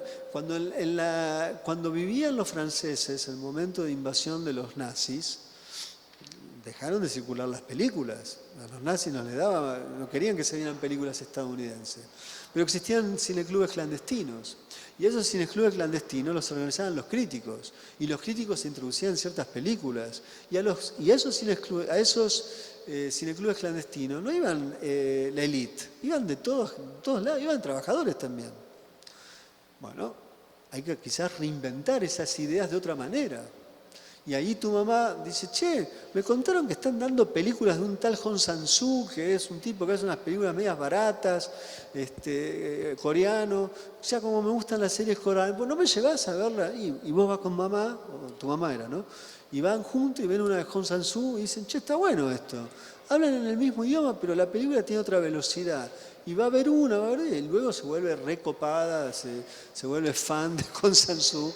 Y un día descubre que hay otro que se llama Lee Shandong, y entonces va a ver las de Lee Shandong, y otro día descubre otro que se llama Won Jong-ho, y así sigue. Se vuelve una experta de cine coreano mundial y encuentra una vida nueva como crítica de cine y estudiosa teórica.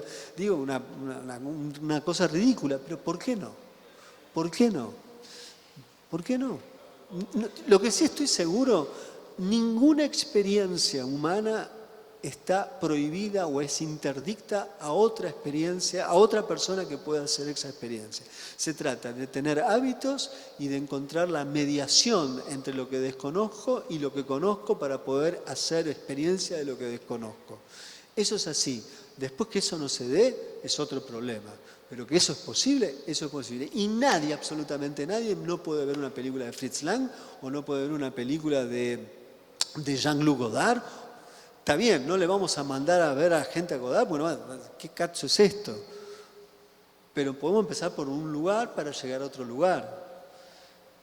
Y hay quizás alguna película de Godard que sí se puede ver. Y hay veces que inclusive se puede pasar una película y nadie entiende nada, che, pero me gustó cómo se veían los colores. Ya es algo. Ya es algo. ¿Por qué no? Y nunca dejo de pensar el caso que nombré hace un rato. Un chico nacido en una villa que fue apresado a los 15 años por robar con revólver, que no tenía ninguna relación con la cultura, en la cárcel había una mediación, había un taller de cine y había una biblioteca. Y encontró de suerte en un preso un maestro de lectura. Está bien, tuvo suerte, pero lo hizo, leyó, estudió. Y ese chico debe ser de las pocas personas que yo conozco que además de ver las películas de Godard, lee las cosas que escribió Godard. Y yo hice un programa de tele con él, lo pueden ver, está online. Lo visité 2 veces en su casa y me preocupé particularmente de filmar la biblioteca de él. No solamente la biblioteca de él, sino los textos, porque en los textos están todos subrayados con anotaciones a los costados. Y era un momento de decir, flaco, este chabón chabón con B larga, este chabón de 35 años lee, subraya y no tiene un peso para vivir. Sigue viviendo en la villa, ¿eh? ¿Cómo puede ser? Si él puede, podemos todos. Realmente te lo digo, podemos todos. Se trata de no creer el cuento de que no puedo, porque realmente hay una zona que es así. Yo entiendo, hay falta de dinero, lo que sucede en la sociedad contemporánea es tremendo, tremendo. Es una vida hecha para estar cansado. Y no ya ni siquiera si trabajas mucho. Se está cansado sin trabajar mucho. Entonces, ¿cuándo voy a leer? ¿Cuándo voy a ver? Nunca. ¿Cuándo voy a ir a caminar a ver el mundo? Por otro lado, ¿no? O sea, no solo se trata de leer y ver. Caminar, mirar. Es un problema. Y estar todo... Yo soy un usuario de esto, no es que no estoy liberado. Yo uso Instagram, filmo, hago todas estas boludeces que hacemos todos. Pero estoy preocupado por mi tiempo, ¿eh? No estoy hablando teóricamente, realmente hablo desde, mira, a mí me importa esto, me importa mi vida tiene un tiempo finito, ¿cómo se lo voy a entregar a Instagram? ¿En serio? ¿En serio? ¿Voy a estar todo el día entregando mi vida a Instagram? Tengo que estar muy loco para hacer eso. Entonces no, un poquito sí, hasta ahí. Quizás tengo la suerte que una chica me manda un mensajito y encuentro el amor de mi vida, que todavía no lo encontré, pero bueno, yo estoy en Instagram buscando el amor de mi vida, todavía no lo encontré. Bueno, gracias por su tiempo. Un aplauso para Roger.